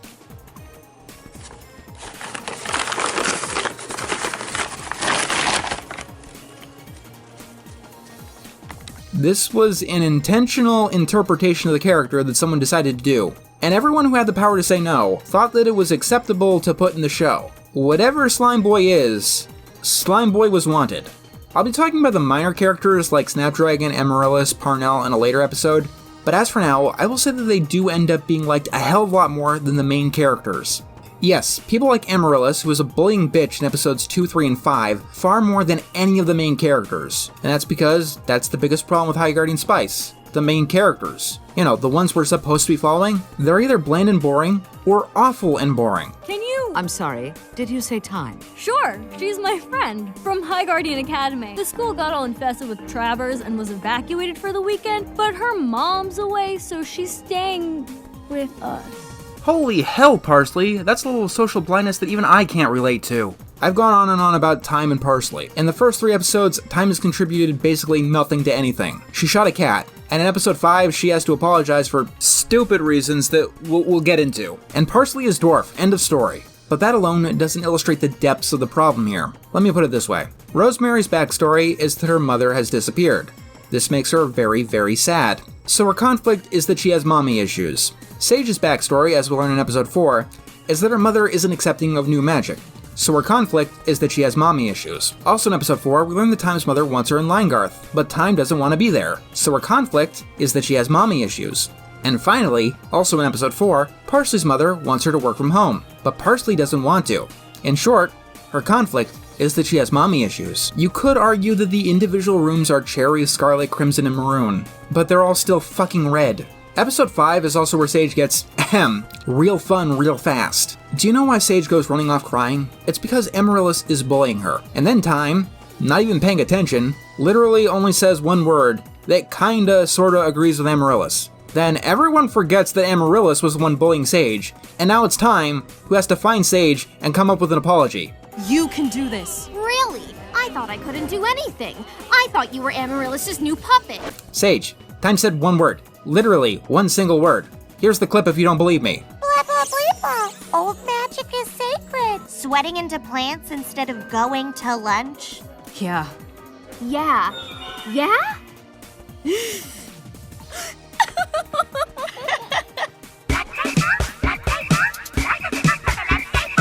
My god, get the Exorcist. She's been possessed by Mao Zedong.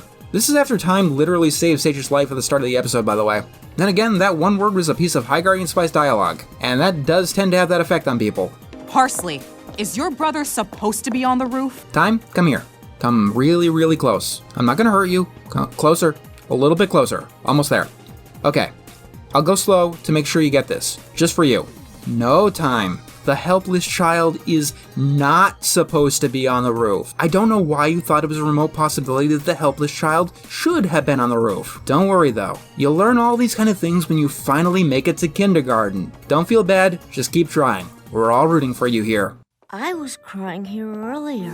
This seemed like a good place to cry. If I told people that in High Guardian Spice, characters went looking for a special classroom to cry in, they'd think I was making exaggerated claims to make fun of what the show is.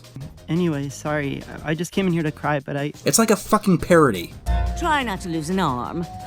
Guardians mustn't worry about their limbs. Only the limbs of wisdom and honor. Ah, yes, because you can be a super effective guardian when you lose your arms haphazardly. Look at her. If she gets any more anxious, she'll combust. Good. It'll save us a shit ton of trouble, trust me. I am not looking forward to episode 6. The writing really dies at the end of the Terrasphere plot, though. So Sage's cousins tell her that her mother is a hypocrite, because she used to use new magic, and now she despises the stuff. On first glance, this seems like an alright resolution to the plot, until you realize that this logic can literally be used for cigarettes or other drugs. Sage's mother used to smoke cigarettes. Sage's cousin used to think that she was cool for it. Then Sage's mother stopped, and now she doesn't want Sage to smoke cigarettes. Seriously, what's the difference? From what is established, I have no reason to believe that Sage's mother's beliefs are unfounded. There has to be a reason that she gave up new magic and returned to old magic. Whether or not you establish the reason specifically, the fact that she does so has established that there is a reason. I guess this is some pretty advanced stuff, basic structure. But I don't know why I'm doing that, because even the bare basics fail here. In episode 5, Parnell is crying in the classroom. Why? Why were you crying? You know, Cal? No, I don't know Cal, because he's going to be introduced in episode 8. 5 pages on Werner's axe. Any questions? Yeah, who are you? You never gave us your name! Episode 2 was the first day of school. Episode 3 was the first week. Then in episode 4, it feels and it's written like it's the first weekend. That's the natural story progression. But Parsley's parents are saying that they hope she's gotten it out of her system. Like she's been going to the academy for weeks or months. Parsley, of course, wants to stay at High Guardian Academy, even though on screen, literally the only thing that's happened is that she fell down a hole. If I didn't know any better, I'd say that these 2 episodes were completely out of order. But you have to take my word for it, they're not. Then again, according to High Guardian Spice, time is a myth. This is supposed to be some kind of medieval fantasy, right? Are you ready for your greatest challenge yet? Beignets! So then, he poured frozen peas down my shirt. And yet we have Anais, whose entire ensemble is a complete anachronism. I get that she's supposed to be the more masculine one in the relationship, but she looks like she's not just in the wrong show, but the wrong genre entirely. This isn't a fantasy outfit, this is cyberpunk. And now I'm going on about clothes. I cannot emphasize how much nothing happened in these 2 episodes. Between 44 minutes, only one plot-relevant thing happened, Sage getting her Terrasphere. The episodes toyed and teased with making interesting things happen, like the infinite hallway, but they decided not to do any of that. And this waste of time wouldn't be so bad, except for the fact that several relationships are not well developed in the end, to the point where they may legitimately come across as offensive. The overall plot comes across as rushed and half-finished. The themes are underdeveloped, the characters are underdeveloped, and one of my absolute greatest pet peeves is a show that both wastes time and needs more time. I can tolerate one or the other, but both existing at the same time is a surefire way to make me angry as a critic. I hear that the show in general was rushed because I hear every excuse in the book about the quality of High Guardian Spice. I hear that Crunchyroll really pressured them to get it done as fast as possible, that they had to start animating before scripts were even done, that everything was bad because of budget, that they're swearing because Crunchyroll made them put it in, that the people in the trailers didn't know they were being filmed for a trailer, somehow, that literally the only people who have no blame for what went wrong with the show were the people who actually made it. Troubled production is never a fun thing. But right now, I'm going to tell you one of the harshest truths in all of creativity, no matter which medium that you've picked. Troubled production is never not a thing. No matter what you're doing, you will always need more time, more money, less corporate oversight, and you could have always made a better project. Did Crunchyroll really rush the studio?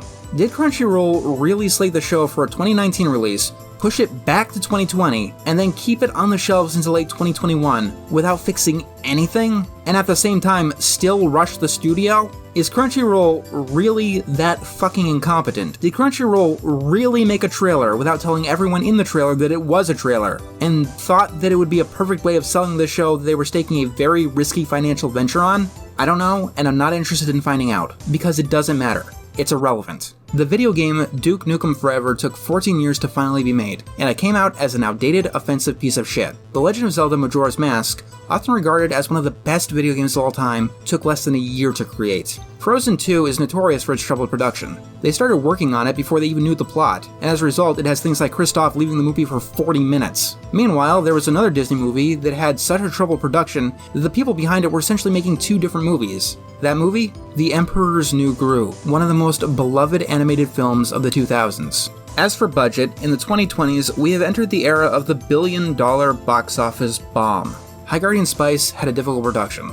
There's no arguing that. We could argue the specifics, debate on what's true and what's not, but in the end it's not relevant. A budget of $0 and a time limit of a day doesn't change what High Guardian Spice is. It doesn't make it good. It doesn't make it technically better. It might make it a more impressive feat, but it doesn't make its flaws disappear. All it tells me is that it's another reason that the creators made a mistake in pitching the show to Crunchyroll to begin with, and that's one mistake that can't be argued or excused away. Hate. Let me tell you how much I've come to hate. So, a couple of disclaimers before we begin this review. One, I'm going to be calling this weapon a rapier. I know that's not how it's really pronounced. I'm just not going to risk offending the robot that controls my paycheck by using the proper pronunciation. And 2, what was that other thing? Oh yeah, I hate this episode with every miserable fiber of my being! Welcome to the second half of High Guardian Spice. This is where things start to get really bad. Episodes 1 through 5 were mere child's play. Now we're in the major leagues. All of the terrible writing, the awkward dialogue, the stupid moments, bad characters, they do not compare to what we'll be facing in the back 7 episodes of High Guardian Spice. Don't get me wrong, all that stuff is still here. Stupid moments, awkward dialogue. Nothing. Clams are bad. Don't look at me. bad animation, but it's all about to get significantly less funny. Let's start with the plot. Episode 6 introduces us to Aster. He's the new student to Highgarden Academy, which doesn't make sense on the face of it. Previous episodes implied that students needed to be accepted to Highgarden Academy. You know, everyone travels to it, they wear uniforms, it's clearly not a public magic school. And there's also this. Guardianship is something special. But what is it exactly? If you knew, you wouldn't be here. Aster being accepted to Highgarden Academy late would be odd and confusing if it wasn't already odd and confusing that he was here to begin with. What's a rune? In the last review, I said that the minor characters were more popular than the main characters in Highgarden Spice. Aster is the exception because no one likes Aster. He's an airhead, dumb blonde, himbo. The entire episode is about him macho posturing to Rosemary. He shows up like a wet fart, and then after the intro, the first thing he's doing is trying to mansplain Rosemary's own sword to her. Then the rest of the episode is him constantly failing. His own natural sense of direction gets him to crash into a wall. He can't remember Rosemary's name ever. Oh hey, Rhubarb. Rhubarb? You're welcome, Rhubarb. Listen, Rhubarb. Rhubarb's like really good at this stuff. He keeps falling off the trapeze, and literally can't do a damn thing for himself. At the same time, every single line of dialogue is him either gloating or bragging about how amazing he is. I wish my house were bigger, honestly, because my parents had to start putting my trophies in the barn. Ugh, so embarrassing. If you think this gets annoying quickly, you're wrong. It gets annoying immediately. The only person in any universe who likes Aster is Rosemary, because this is the crush episode. And how do I even want to describe this? Last time on All of Our Lives, we saw Rosemary get a crush on the new boy in school, Aster. This made Sage jealous because she secretly had a crush on Rosemary the whole time. To make matters even more complicated, she was partnered with Snapdragon, who had developed a crush on her. And it gets even better if you'll believe it. Snapdragon puts on a mermaid costume in a later episode, and that does something for Sage. Let me ask you a question. Do you like pitiful, pointless high school drama? The bare basic plot of this episode is the most miserable love square that I've ever seen. Because this entire episode is miserable and bitter, so it actually has a thesis. There is only one surefire way to get over a crush. Spend time with them. So we have Rosemary pairing with her new crush, and they end up pairing Snapdragon and Sage together, and everyone makes each other fucking miserable. Aster is a sexist dipshit pig and is constantly making a fool of himself in front of Rosemary. Meanwhile, Sage is being a bitter sexist dipshit pig, going on and on and on and fucking on about how bad a match Aster is for Rosemary. Look, there's no beating around the bush. This episode is sexist. Misandrist. Yeah, I know. I wouldn't be claiming it unless I was absolutely certain. I don't believe that guys are all awful. I mean, Hackberry Trout was okie, but he never tried to explain magic to me. This is an episode where a character literally pulls in, "I'm not sexist, but..." And Sage, she is a very, very sexist character. The shit that she says in this episode, my god. You wouldn't get this. You're a guy. No, wait. It gets better. Guy friendship is different. It isn't the same. Guys don't talk about their feelings. I don't know if this is professional or not to say, but I do find this, legitimately grossly offensive. To be as fair as I can, no, I don't know what a girl friendship is like. It might be different than guy friendship.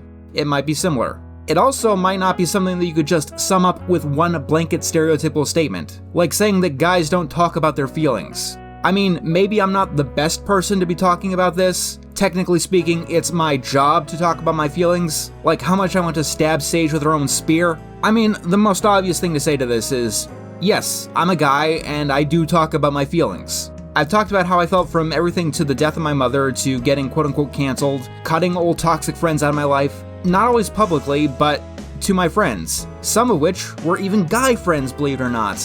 But I can sum up my problem with this really simply. I stated that I felt offended by what Sage said, and I can guarantee, it's going to be a common sentiment that I'm going to get, "Oh, boo-hoo, grow up, can't handle a little sexism in your direction." Sage, there's a reason that guys don't talk about their feelings, and it comes down to people like you. So, the obvious point in the episode's defense is that Snapdragon gets clearly upset and tells Sage off. And Snapdragon is a guy, right? Well, Snapdragon, it can be painful to let go of the identity others expect you to manifest. After the show ended, the creators went on record to say that Snapdragon was meant to be trans. Snapdragon is even voiced by a trans woman. This comes into focus in episode 11, which is a discussion and a half in itself. Needless to say, I don't think that they conveyed this very well.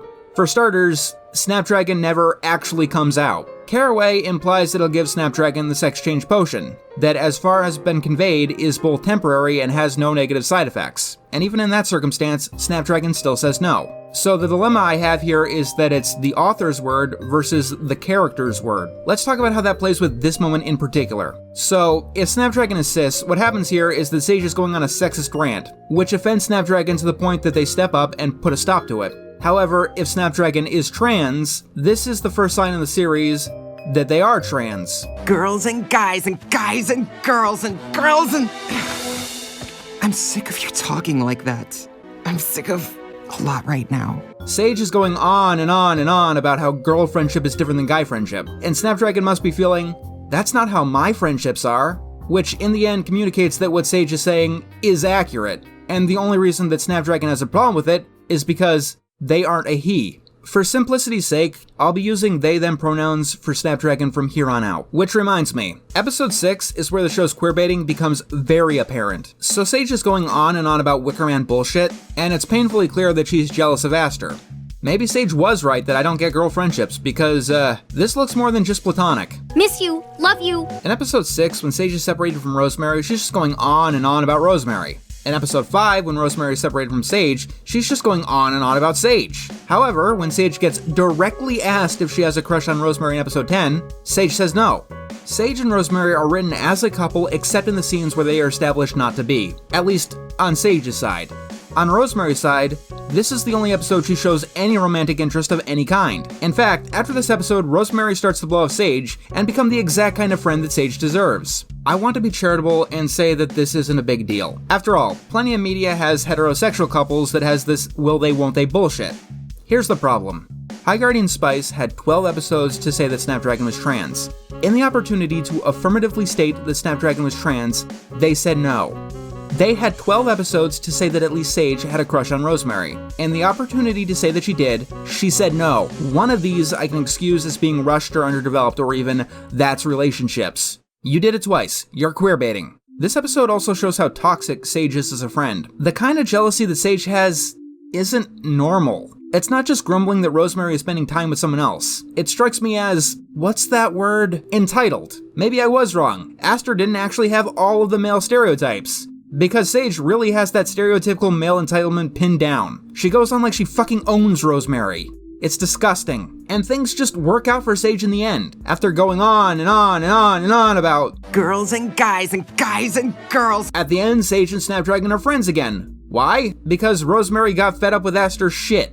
Okay, I guess that makes the past 10 minutes not exist. It also really doesn't help this episode's toxicity that Aster is the most masculine character in the entire show. The only exception with that might be Snapdragon's father, and considering what we just talked about, that doesn't help matters either. This is another one of those critiques that I've been trying to avoid because it tends to be the first thing that toxic internet shitheads pull out of their ass, but it really does feel like this particular episode has a problem with men and masculinity in general.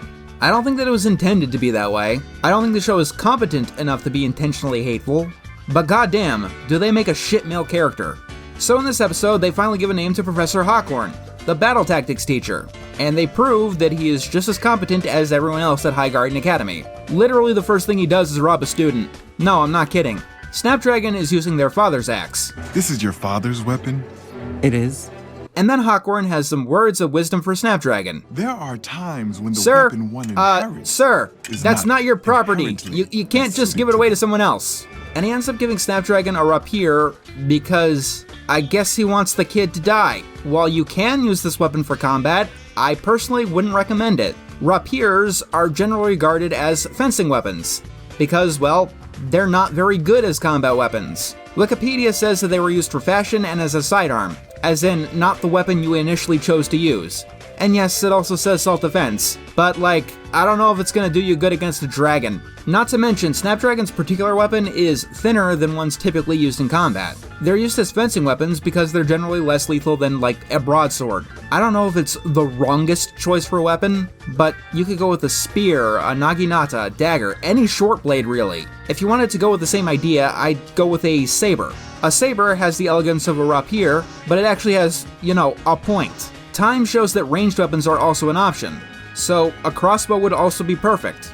Once again, I assume the point is to teach these students to not die, but I'm starting to reconsider that because every little thing seems to be inching everyone closer to an untimely end. Harkonnen has a great way of pairing students, by the way. Everyone get in a circle, stand next to your preferred partner. Look directly across from you. You're looking at your partner for today's obstacle course. You do know that from the opposite of a circle, it's hard to figure out who directly is your opposite, right? If you're facing just a little bit off, two people are gonna think that they've got the same partner. Seriously, what do they teach you guys at that school?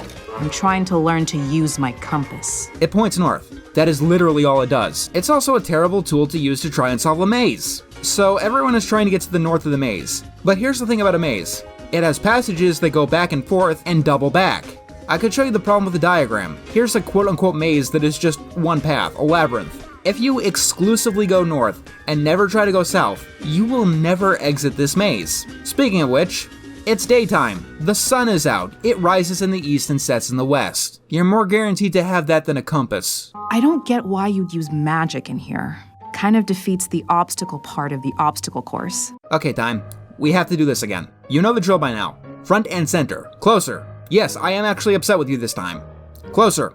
Defeating the obstacle part of the obstacle course is the fucking point of an obstacle course, you moron! None of these trials matter, by the way. Shouldn't we be tied for first place? I started tracking scores at the beginning of class, and it looks like you hammered through the most dummies. Yeah, I was keeping score before the game even begun, so go eat shit.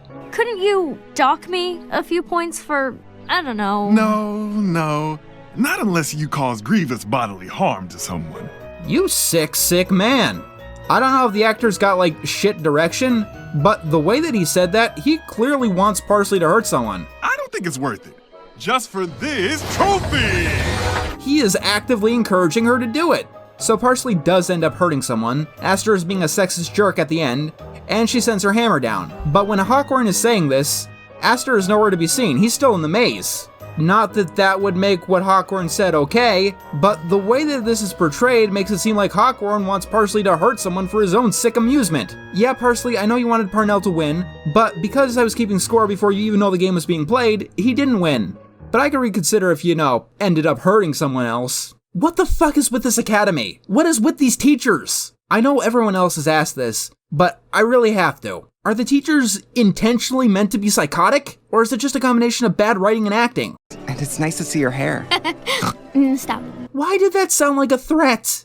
This episode is bottom of the barrel. It's definitely bottom 3. But unlike episodes 3 and spoilers episode 11, this, if you'll believe it, actually has a saving grace. This is where the minor characters really start putting in an effort. Regardless of the reason, Snapdragon telling off Sage is satisfying as all hell. It's only let down by them being friends again at the end. Of course, when Amaryllis gets the battle axe, she becomes a murderous little gremlin, which is actively funny to watch.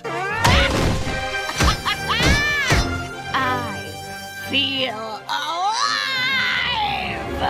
alive! She has a habit of being mean to everyone and treating them like idiots. But here's the thing, everyone else is an idiot. And her banter is legitimately entertaining. I'd rather eat rocks than listen to my mother go on about her affairs. Wait, do you mean affairs like... She's a lush who never met a deckhand she didn't deck. With her hands. This joke is a little long-winded and it gets very confusing at the end, but I'll tell you, it's really something coming out of this Nick Jr. ass show. Wait, did you mean affairs like... Yeah, I meant the other thing. Oh. Then there's Parnell. Unlike Slime Boy, where I can see why people like him but don't entirely connect, I actually do like Parnell for the most part. His first appearance was definitely weak, but I will never forget him just jumping into the pit for no reason. I thought he just wanted out of the show that bad. I know I did. But no, he did it because he doesn't believe in oblivion. High Guardian Spice could have been that show. It could have been the room of animation, packed to the brim with moments like that. You are tearing me apart, Lisa! But no, it's this show. This show that isn't just ugly in animation, it's ugly in its manifestation. And this is where my goodwill really does start to evaporate. It's been a while since a single episode has pissed me off this much, and I think I made it clear why. I can go on ranting and raving about how bad this episode is, but I think there really is only one way that I can put it. Episode 6 of High Guardian Spice is the exact thing that the entire internet thought the show was going to be when that first trailer hit the scene. Do better. Alright, let's get the show back on track. The last episode was pretty bad, but that's over. It's gone, and we're never gonna have to talk about that episode again. There can't be anything that bad in episode 7, right? I'm okay. Bye, take care. This is Cave of Vinca. In all seriousness, I actually had some hope for this episode when I first started watching it. Episode 7 of High Guardian Spice is the most different episode of the entire lot. Most of the episodes technically fall into the category of slice-of-life school stuff, and are very light on the fantasy and the adventure. Cave of Vinca, however, is a full-on adventure plot. The characters are given a goal that is fraught with danger that they must overcome using their wits and their strength. And to be as fair as I can, the setup isn't half bad. Our party has to travel deep into the depths of a dungeon in order to find magical healing water, which pits them against several monsters and other trials. It's one of the episodes that is more willing to get into the action. It's even to the point where they're willing to show some blood. Nowhere near enough to justify an MA rating, but it's on the right track, and credit where it's due. This episode even has the nice touch of adding a time limit. During the first combat with the Parasects, Rosemary gets hit by the Queen, and it adds an element of the ticking clock. If they don't get to the healing water fast enough, Rosemary is actually in serious danger. The episode actually understands tension. Every fountain that the girls come to is completely drained. It builds their desperation as they get deeper and deeper into the caves of Vinca. It also has an element of mystery, as you're forced to wonder why the healing waters had run so dry. This plot should have been the easiest win ever. On paper, it sounds like it would have been a really good episode. Like the show was finally getting on track after a dour 5 episodes and an abysmal 6th. On paper, anyway. You see, in practice, this is an episode of High Guardian Spice. That might sound harsh, but there really is no better way to describe the problem. I want to stress, more so than any other episode of the show, Cave of Vinca could have worked. It could have been good. However, in the end, it doesn't work, and a lot of that comes down to the problems that are endemic to High Guardian Spice as a whole. Beauty is only skin deep, so let's start with that animation. Back in my introduction video, I said that I wouldn't be commenting on animation errors, and I'm still not doing that. The actual animation quality in this episode is terrible. It's on par with episode 1. The start of the episode has all our first-year Guardians proudly parading towards the Cave of Vinca. And while they're doing that, literally the only thing I notice is all of the townspeople in the background. This crowd looks awful. Everyone obviously doesn't have a face. They're in a completely different animation style entirely from the Guardians. They're overly geometric, and there are clones just everywhere. Their motion is also so mechanical that you'd think they were like an advertisement billboard or something. The faces here are absolutely horrifying. These characters are missing their eyes. The characters that don't talk look stoned out of their minds. Either that or they're still as statues. This guy looks... and the guy next to him looks like he just let out a fart. I'm bringing this up for 2 reasons. Number 1, it's prominent. It's the first minute of the episode, and I'm willing to bet that even the most casual viewer would notice something here. This is front and center. This isn't something you just have to scan the background for. For example, when all of the teachers are on the bridge, only the psychotic potions teacher is moving. Everyone else is perfectly still, like this is some kind of fucking cult. Could anyone not notice any of this shit? Like, look at this. Not only does it break every single rule of animation, it is uncanny as all hell. You can't not notice it. The other reason I'm bringing this up is that animation quality is important for action. The fight with the Parasects reminds me a lot of fights in 80s cartoons, and not just because Sage is using censor-approved laser beams.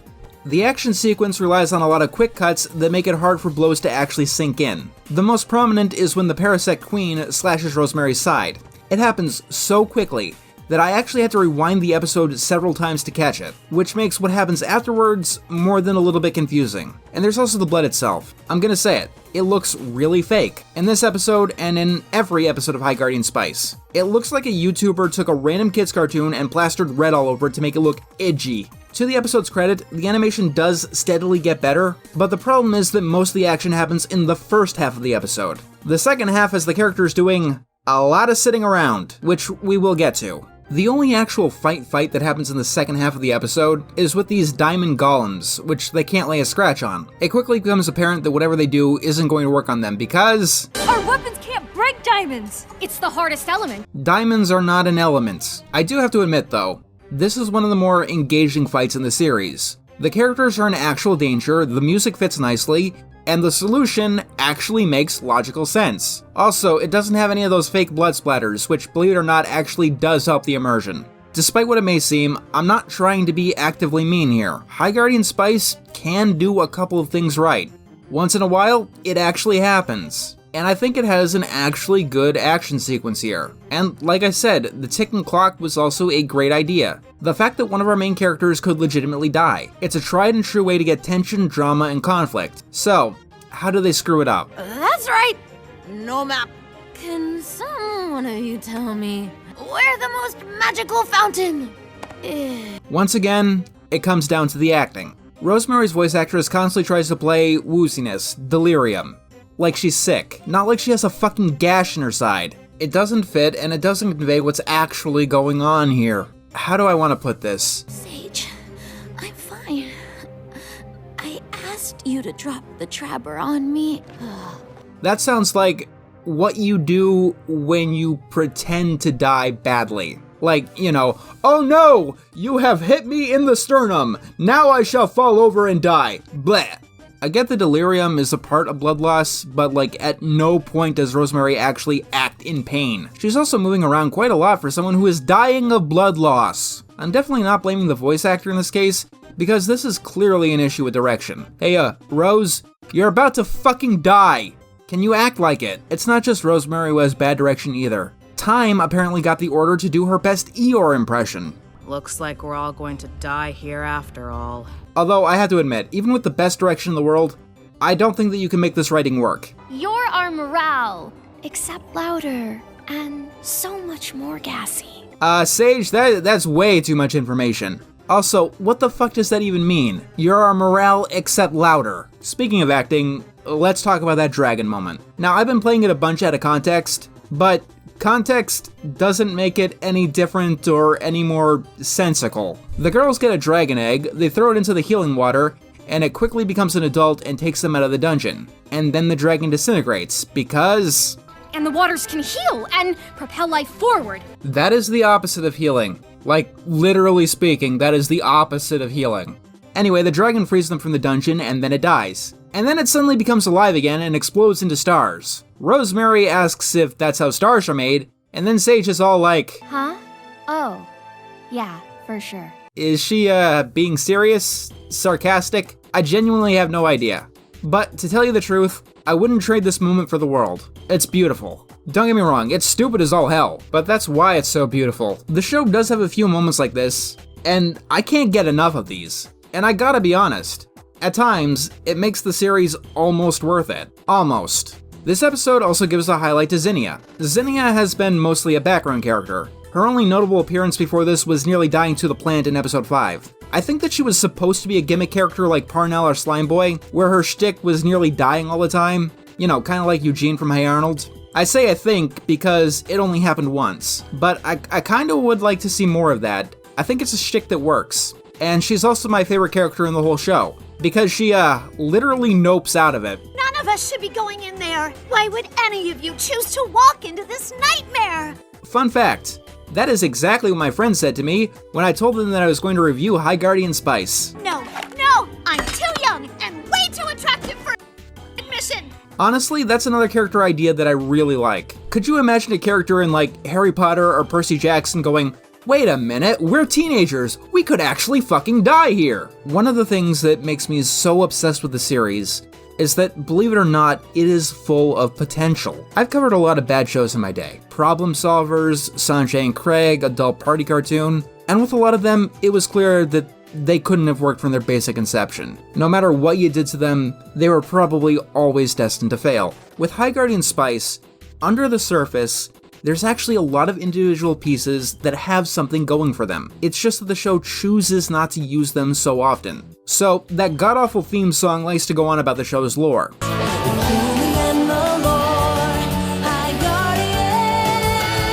You hear it at the start of every episode.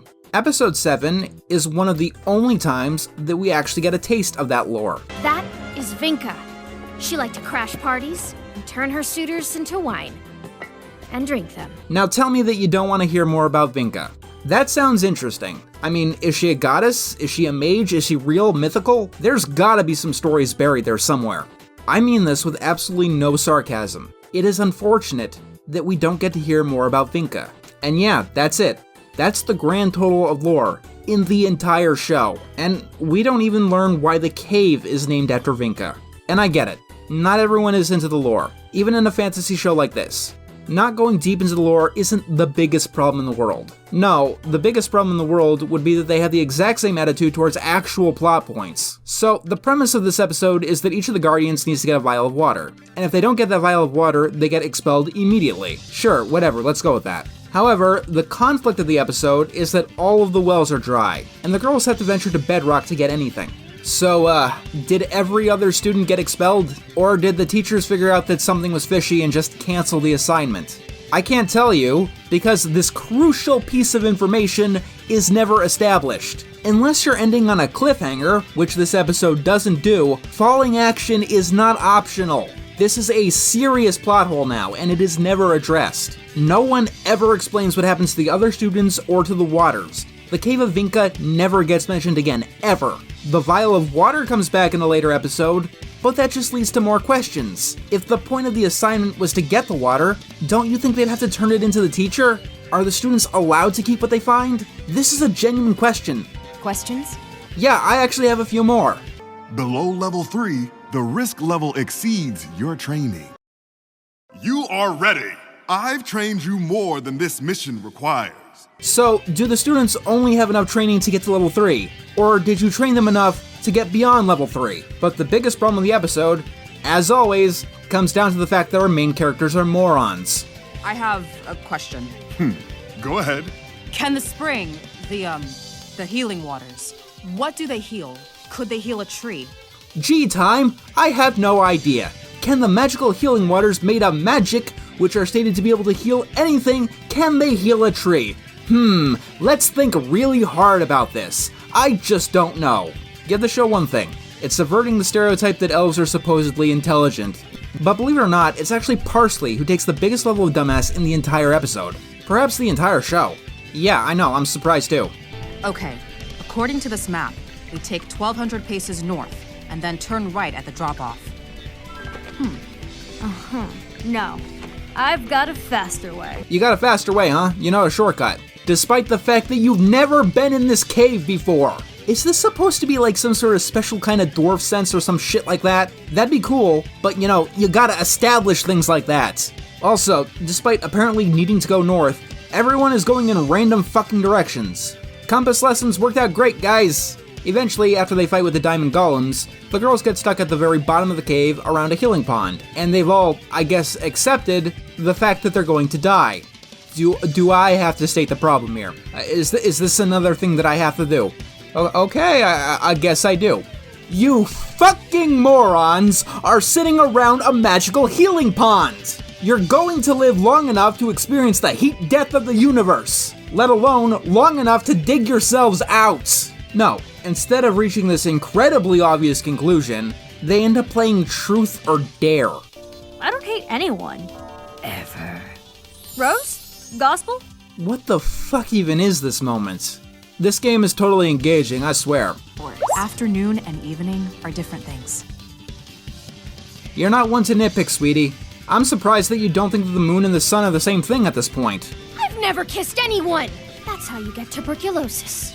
Yeah, I think that's where we can end this one. Give Rosemary a compliment. You're loyal to your friends. Oh, golly gee whiz. You're gonna love to see what happens in the next episode. Oh my god, they actually did it.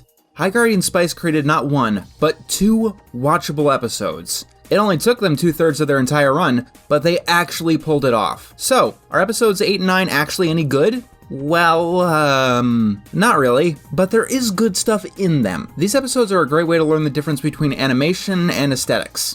This is the Halloween episode, and as such, we're able to see how the town of Lygarth changes for the season, and it's quite an aesthetically pleasing episode in that regard, for the most part. Full disclosure, many of my compliments will be backhanded. Much of this episode is 2 steps forward when you needed 3 steps to avoid the runaway train. Both of these episodes really go hard into the Halloween vibe. They're bathed with a warm orange light that gives off a festive feeling that's captured quite nicely. And in stills, the episode seems quite technically impressive. There is a lot of artistry here, and they're the most visually distinct episodes of the entire lot. The problems start when the episode starts moving, because, it doesn't move. This isn't a still image. In pretty much every shot, every prolonged shot, there are people in the background that are just static, not moving at all. And this feels like a horribly rookie mistake. It's like someone came up with a lot of different costume designs that they wanted to showcase, but they didn't realize that to actually have them in the episode, they would need to have the characters wear them actually move. So for many of these characters, they look like they were just pasted onto the screen. This is actually a larger problem than you might imagine, because the plot point of this episode is everyone turns into stone, so they move exactly as much before and after. Granted, it's still a step up from the previous episode because these characters aren't hideously deformed, but it is still distracting. Speaking of distraction, from what I can tell, this is the only episode that uses CGI, and they use it in exactly one place.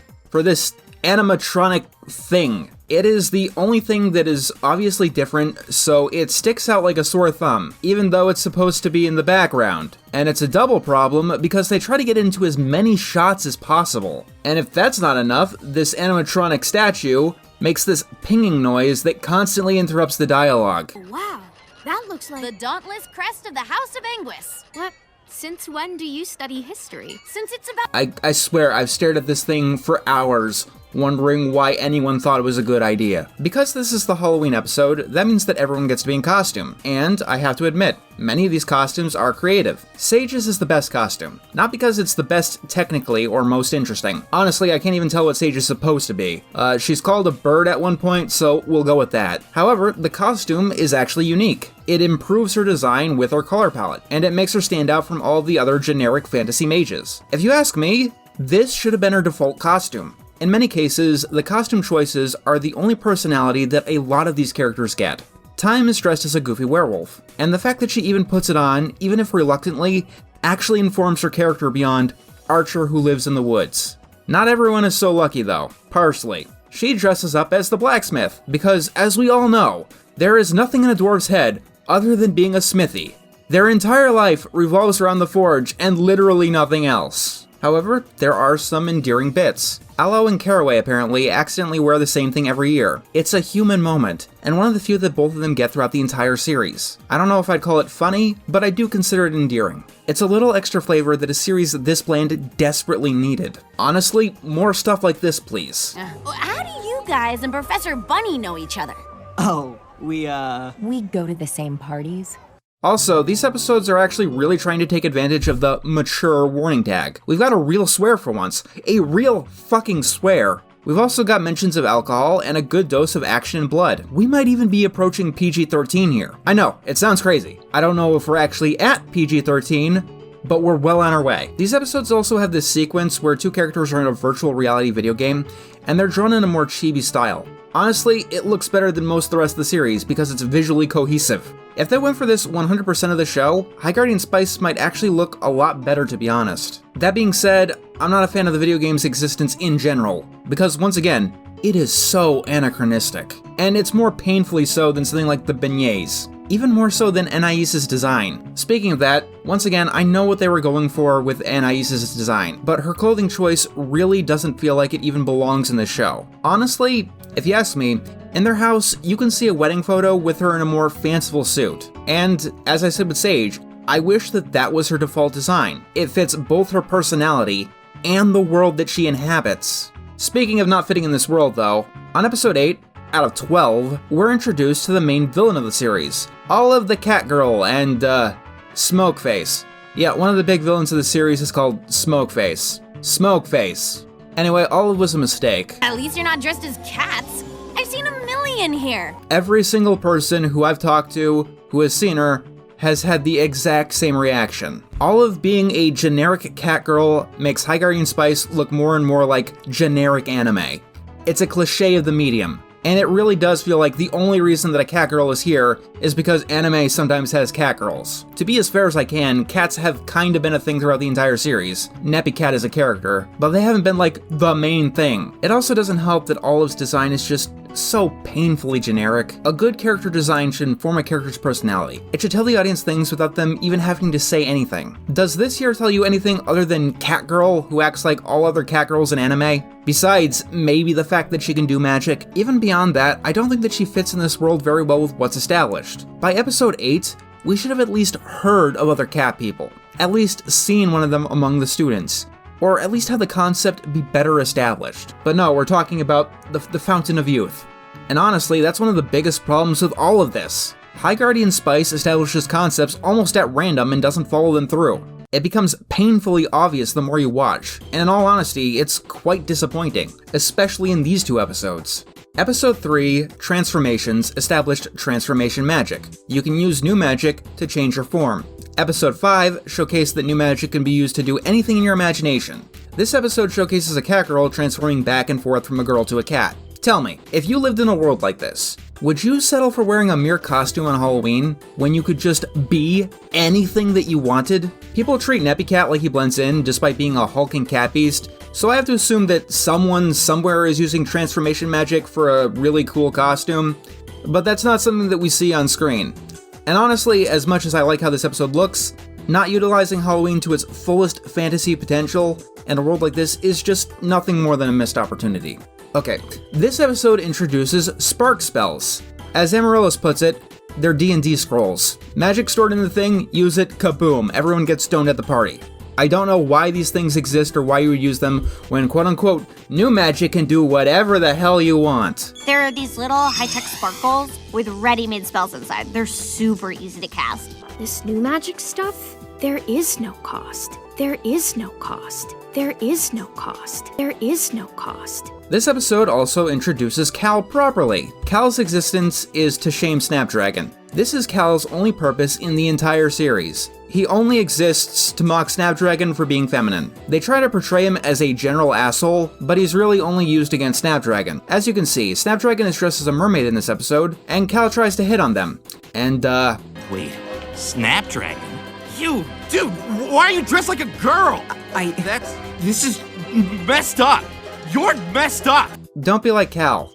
No one likes Cal. Surprisingly enough, I think one of the bigger problems here is that I don't think that this series can write jerks well. When you get down to it, what's the difference between Cal and Aster? Cal maybe isn't a meathead, but beyond that, both of them are assholes with no depth, created for no other reason than, I guess, to make a social point. It really is kindergarten writing. There are jerks and assholes in the real world, obviously, but real-world assholes are not this one-dimensional. Cal's not just a bad guy, he's a bad character. To the point where it's not even satisfying watching him get the tar beat out of him in a later episode because he just feels so fake and forced. In this episode, we also get introduced to Amaryllis.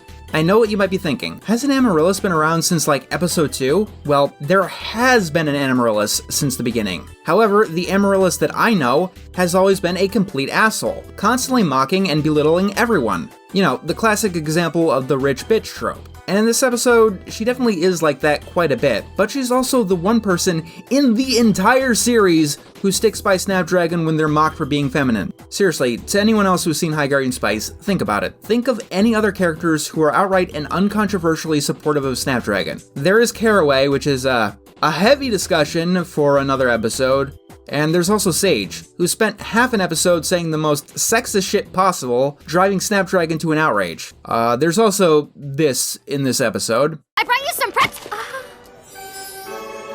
Snapdragon? Hey, Sage. I don't know why I have to mention this, but apparently I do. Getting the hots for someone is not the same thing as being supportive of them. This might sound really off topic, but Amaryllis' behavior reminds me of something. A couple of years ago, there was a viral internet hoax. There was this series of tweets where J.K. Rowling wrote a fanfic about herself in the world of Harry Potter, where she owned a potion shop and Draco Malfoy was the only character in the entire series to support trans rights. This was a hoax that spawned from the website Clickhole. J.K. Rowling never wrote this, and a lot of people who did spread the hoax originally have blocked their accounts or deleted the false information. But a lot of people believe this hoax, because it really does sound something like J.K. Rowling would say and do, doesn't it? Could you imagine if she wrote a series where the only person who supported trans rights, or even gender non-conforming behavior, was the person who was portrayed as a rich bitch asshole who enjoyed tormenting people from the very start? That'd be insane! I'm not saying that Amaryllis shouldn't be supportive of Snapdragon. I'm saying that she shouldn't be the only one, when our heroes have shown little other than hostility or indifference towards Snapdragon. Let me put it this way. The most supportive person towards Snapdragon in this entire world treats them like this. Unfreeze them faster! And stand farther back! Say please. You always order me around, but never say please. True, our heroes are assholes in general. Episode 8 really does explore the friendship between Sage and Rosemary. So Sage is incredibly controlling. She comes up with this list of things for them to do without asking Rosemary, and then Sage gets pissed when Rosemary doesn't want to do them. That's the gist of it anyway. It's hard to get specifics because, this dialogue ain't great. We don't need to be heroes today. We can just be kids. Says the girl who wanted to hurl flaming axes instead of carving pumpkins. When we were kids, you had fun just being around me, and you were never this annoying. Bullshit. Sorry about that, I'm allergic to bullshit. Rosemary, we always do what you want. Which is why you guys spent the entirety of episode 4 shopping for a Terrasphere for Sage. Maybe I'd have a different reaction to this fight if either the participants weren't horrible. To be fair, I think we're supposed to find both of them in the wrong, it's just really unpleasant.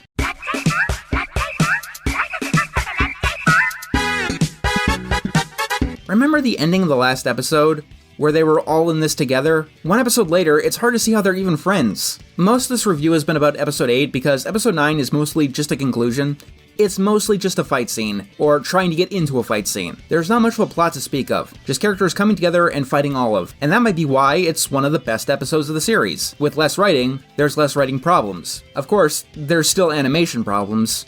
Rosemary descends from a roof like this. Yeah, that looks completely natural. Speaking of natural, this dialogue is, natural. You turned my friend to stone. Not that you'd understand. Yes, Olive no understand rock. I never asked for this. But when we do get into the actual action, it's actually pretty nice and fluid. It's another good fight scene. It's more than just sword swinging. The two characters are using the environment, playing underhanded when they can, and doing just about everything that they can do to survive. There's a lot of motion to it and good cinematic angles. It's a very well choreographed fight scene. They try to do a black and white thing that doesn't quite work. The silhouettes are too blocky, but points for trying. And once again, we get to see blood. And they finally learned how to actually animate blood! So Olive's thing is that she's working for some big bad magical business called the Triumvirate. And I can't tell you how much I hate this. Not the fact that a magical corporation is trying to kill the girls, that's fine. It's that you decided to call them the Triumvirate. So you've got one group of highly important people called the Triad, and you've gotten another big important group called the Triumvirate. So let me hit you with a small piece of writing advice. Completely for free. I'd feel ashamed otherwise because I learned this in 2nd grade. When you're writing a story, it's a bad idea to have 2 or more characters start with the same syllable sound, because it makes it very easy for your readers to confuse the two. You can have them theme similarly, but the audience should be able to differentiate them offhandedly, and easily. Like, imagine if you had a story with 2 main characters, Brandon and Brandon. That'd get confusing quickly, I'd imagine. It also makes it more trying for the writers, as yes, even they will get confused. And this goes doubly so for the actors. I legitimately don't understand your confidence in this situation. Fun fact, that's what I wrote to Crunchyroll when they greenlit this. I'm not perfect. Neither are you. Ugh, that's what I've been trying to tell you about myself. No. Rosemary, you've never had a bad thing to say about yourself throughout this entire 2-parter. You just kept calling Sage boring and blowing her off. I'm not judging on that front, I would have done that too, but that is what you've been doing. Speaking of perfect, Sage smashes the spark spell that causes the stoning. Fun fact, Amaryllis never told Sage that smashing the Terrasphere would reverse the spell. Do you know how to undo the spell? All magic can be reversed, but you need the original Terrasphere. For all Sage knows, that could have screwed everyone. Yeah, while I can say that these 2 are the best episodes of High Guardian Spice, I don't think I could say that even they come up to being good episodes. Granted, I've seen far, far worse. And these 2 episodes are certainly watchable. There are good qualities to them. Like, we get to see that Amaryllis killed this bird, but at the same time the sad song is playing because this is supposed to be a sad, somber moment. Moments like that are great. And once again, the action is quite nicely done. We're just stuck with these characters, this writing, these ideas, this dialogue. The good qualities in this episode just deserve to be put in a better show. And, this is the top of the hill. 3 episodes remain, and none of them are gonna be this fun. Buckle your seatbelts, everyone. This episode of High Guardian Spice is a waste of time. That's not a joke. Episode 10, Rainy Day Memories, is a filler episode. Like literally, if you only care about the plot of High Guardian Spice... If you care about the plot of High Guardian Spice, you can skip this episode entirely and you will miss nothing of the overall narrative. I want you to keep this in mind. This story was more important than fleshing out what new magic is, and the whole old magic versus new magic debate. It was more important than exploring and defining Sage's romantic interests, or Snapdragon's identity, more important than spending time in Pebble, which gets mentioned more than a few times, and this episode was more important than defining what a Guardian actually does. Rainy Day Memories is divided into two subplots, neither of which are very good, but for entirely different reasons. We have Sage and Snapdragon trying to build a friendship or a romance. The show as a whole is very unclear, with this making Rosemary very, very sad. Meanwhile, Time and Parsley are in the rain fighting a demon. I'm gonna start with the latter plot because this is just the stupidest shit I've ever seen in my life. First of all, that's the best design you can come up with for a demon.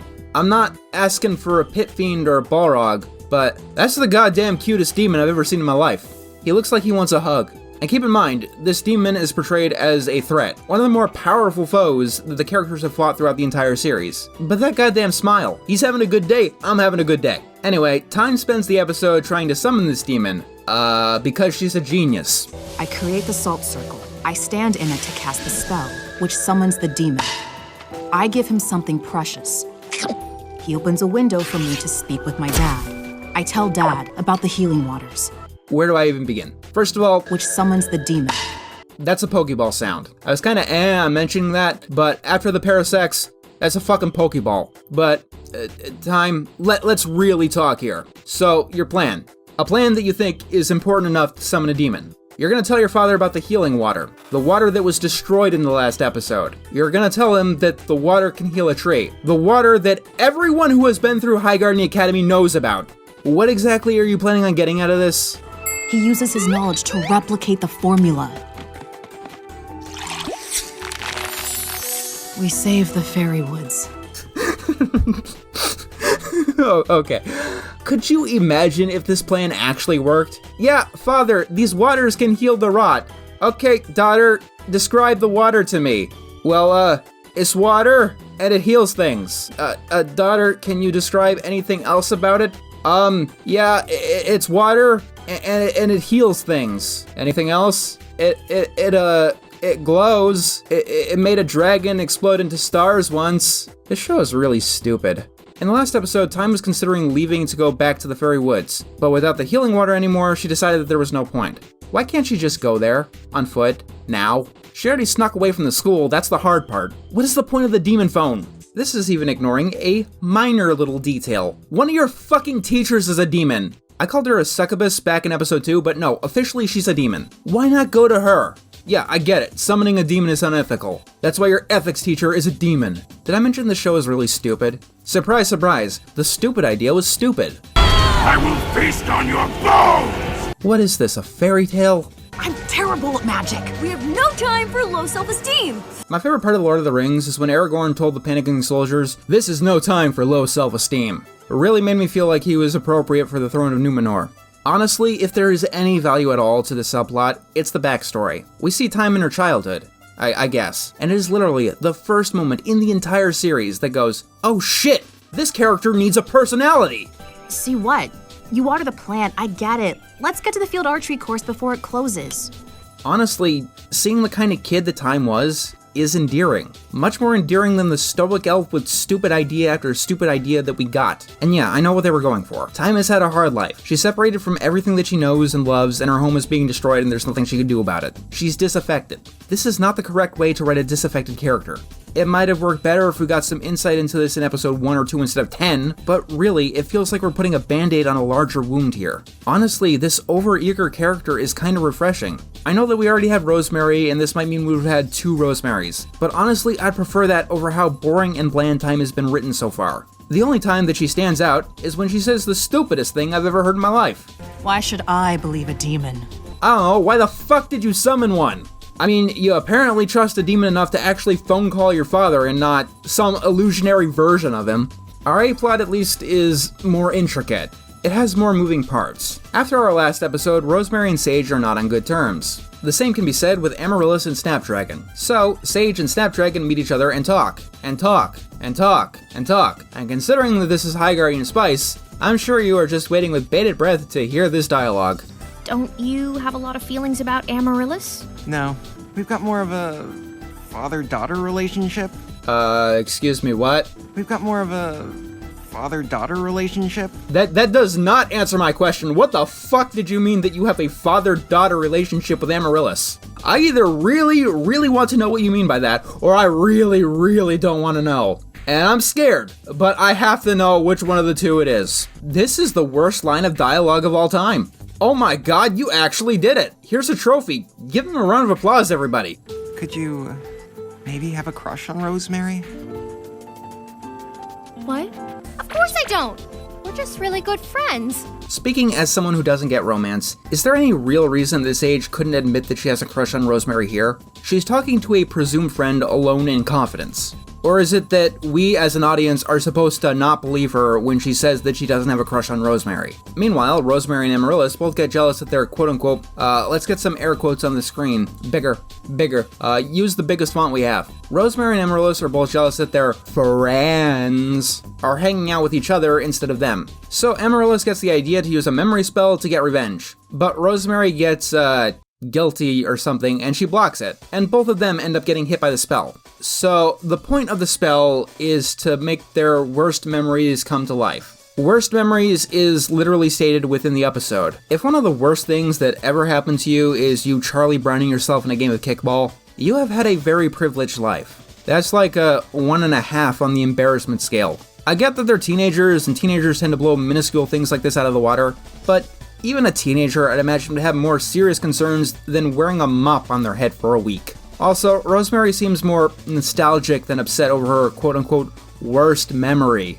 To be as honest as I can, despite this being a filler episode, it actually tries to do a lot of heavy lifting. Like before at times past in her relationship with her father, here we're going on about Rosemary talking about her relationship with Sage. Simply, it's a case of show don't tell. Why didn't we get moments like this animated in previous episodes? Seriously, this alone would have improved the show so much. It feels very much like this episode in particular does realize the problems that the previous ones have had, and it's trying to do its damnedest to course correct. But it's doing that by putting literally all of the relationship in this one episode. This is the only one of the 12 episodes that goes into the history of Sage and Rosemary, our main characters' best friends. We were denied an episode of these kinds of shenanigans. Seriously, why couldn't this episode be cut, and instead us be given a full episode of Rosemary and Sage living in Pebble, preparing to go to the academy? What more can I even say about this episode at this point? This was a waste of time. Yeah, took the words right out of my mouth. What's next on the docket? It was just a costume. I know I'm not a mermaid. No, but you loved dressing like one, didn't you? Oh, fuck! That is the cutest octopus that I've ever seen in my life. Why is it so cute? Why do they make monsters in the show so cute? I don't know. Okay, now that that's out of the way, this is not going to be a fun episode. Episode 11 is the worst episode of High Guardian Spice. It is a culmination of everything wrong the series has been doing since the start. Honestly, I don't even know where to begin. Do I start with the elephant in the room, or... Yeah, let's start with the elephant in the room. This is the Snapdragon episode. This is the one that's going to go deepest into their conflict with identity. So, our four main characters win the ability to fight a sea dragon called the Sipith. I apologize if I mispronounce that in advance. It's just an awful word that sounds wrong no matter how I pronounce it. It's a sea dragon that's developed a taste for mermaids. And tagging along for the ride is Cal and Snapdragon. Cal's main purpose in this episode, in this show, is to make fun of Snapdragon for wearing a dress at Halloween. Cal spends the first few minutes mocking Snapdragon, and then Snap snaps and beats the tar out of Cal, to the point of breaking their wrist. Because of their injury, Caraway decides that Snapdragon can't go underwater and fight the dragon thing. And as we all know, Caraway is the wisest person in the world. Rosemary, I'll hold Flowering Thorn. You won't need her where you're going. Okay, we'll be talking about the girl's plot after this, but I just have to say this now. Caraway takes Rosemary's sword because, quote-unquote, that's not a useful weapon underwater. Parsley has a warhammer!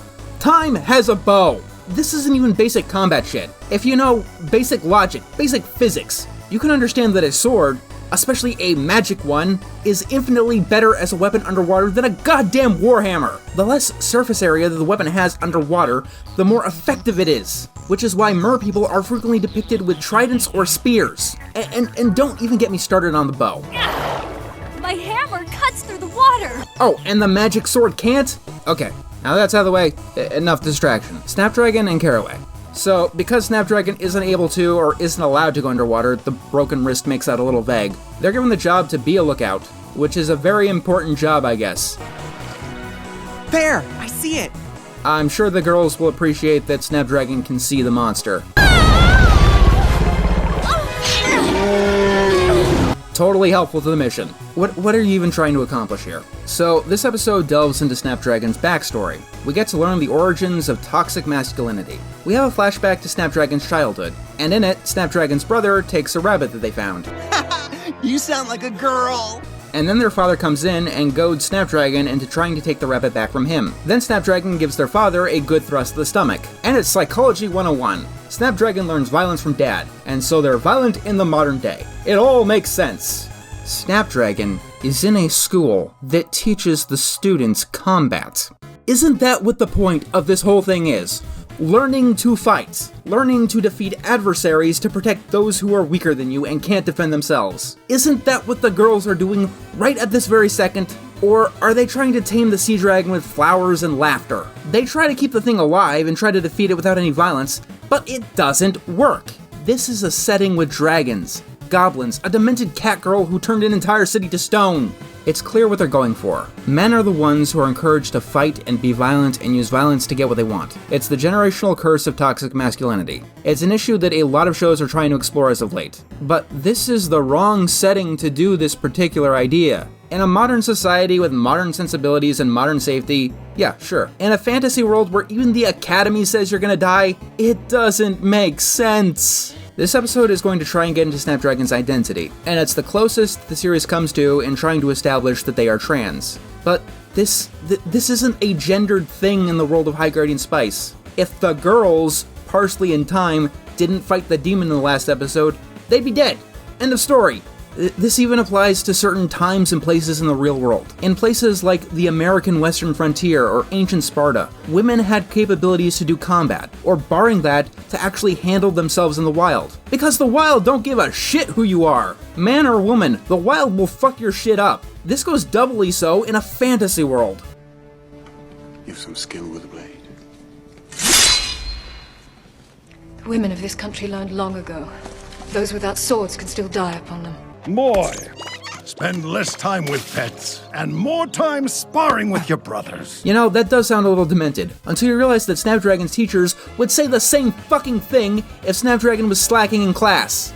You know, if the teachers were actually competent. This does not work in this setting. At least not when Snapdragon is going to a school to learn combat. Or is the lesson here that Snapdragon isn't cut out to be a guardian at all? If Snapdragon didn't try to fight back in the flashback, that rabbit would have been tossed and possibly killed. The episode tries to show that Snapdragon was taught wrong, but what the world that this show takes place in shows that either Snapdragon only learned half of the lesson, or internalized the lesson wrong. Snapdragon is taught to fight when something, a living thing, is taken from them. Tell me it's wrong to do that if, say, someone is taking your dog, and the episode is trying to equate that with beating the shit out of someone because they insulted you. Insulted you in a horrible way, given, but I think we can all agree that those two things are not equivalent. They are not the same thing. You're lucky you get to believe that. No one's questioning your manhood. In my experience, there's more than one path to becoming a respected warrior. I want you to take a look at these two lines written out. I'm going to underline two of them. These words are not equivalent. They are not the same thing. I could say a bunch of different things. Women are warriors. We see female warriors in every single episode of the show. And not every man is a warrior. These two people are talking about different things. If you've chosen the violent, reactive path, then we're at an impasse. And this is why it's a problem. Gee, I wonder why someone would think that the only way to be a warrior is through violence. Proofread your goddamn scripts. Let's get into the nitty-gritty of this. I don't think that changing course would be so easy for me. I hate being big. My boxy shoulders, and this? How do you convey gender dysphoria in a character? I know, just have them talk about it. A lot. That'll work. Let's have Snapdragon just talk about the parts of a male body and how they don't like those. This is a scene that we're going to be talking about for a while, so buckle up. Let's start with something that I have to establish. To some people here, this is enough to establish that Snapdragon is trans without any conflict and confusion. Personally, I don't think so. I don't think that the show did nearly enough. In fact, I don't think so, I know so. And you know how I know this? Because I've watched tons of other High Guardian Spice reviewers, a lot of them, and almost all of them, left or right, conservative or progressive, refer to Snapdragon as male. And the few that don't learned it from secondary or behind-the-scenes sources. The most basic problem here is that this isn't something that Snapdragon ever hinted about in any way whatsoever beforehand. You might say that the mermaid dress was hinting, but Snapdragon said that Amaryllis was the one who recommended it, as in it wasn't Snapdragon's idea. Honestly, a lot of this scene here just comes right out of nowhere. My dad had a full beard by the time he was 12. I don't want that. I want smooth skin.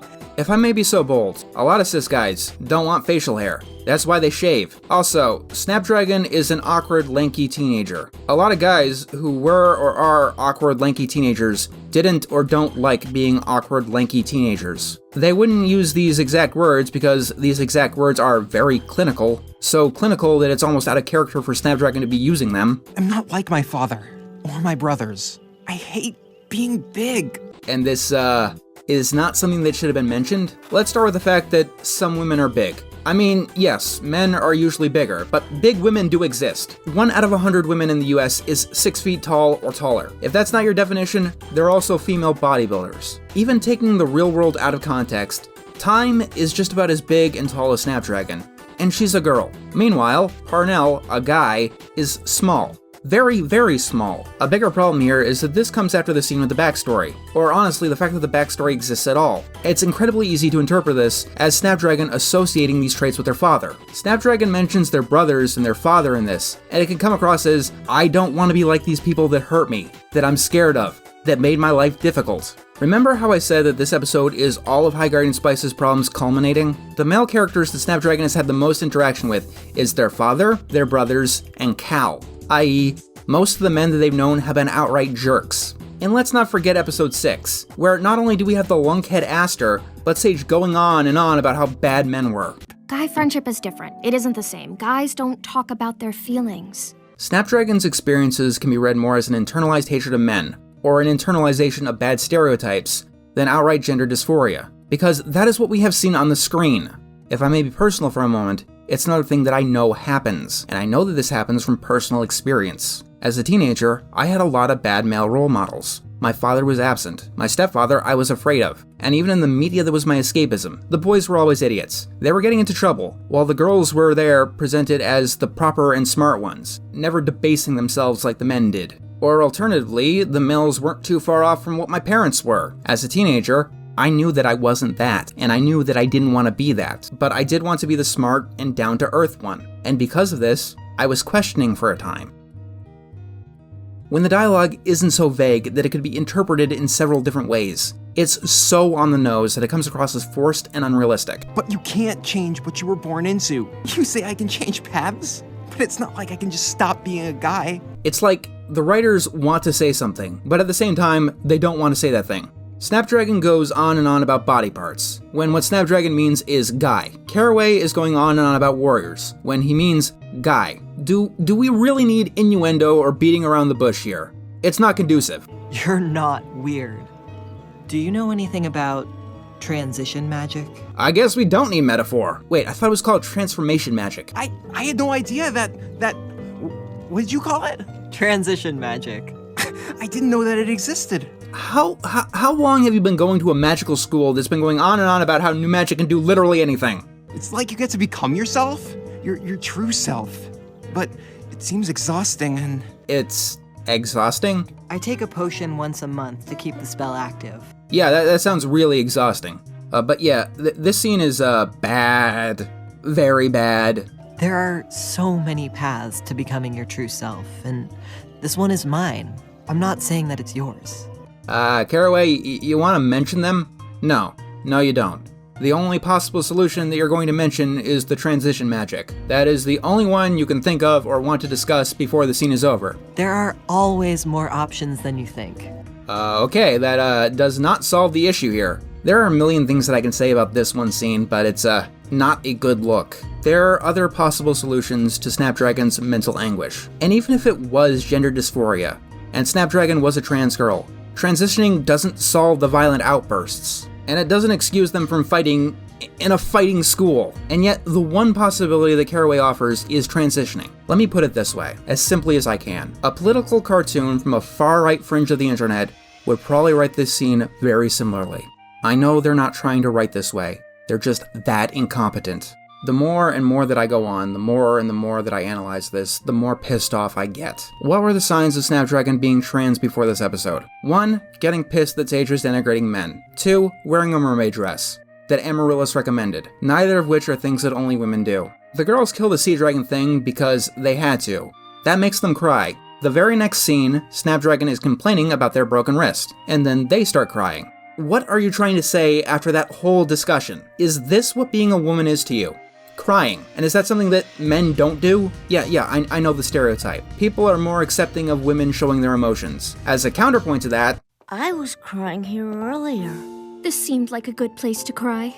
also, there's something else that points to Snapdragon not being trans. They refuse the transition magic. And keep in mind, Caraway says that he takes the potion once a month. This implies that the transition is temporary, as in a person could go back and forth. It is also implied that the transition magic has no side effects, because if it does have side effects, Caraway not mentioning them is another bad look.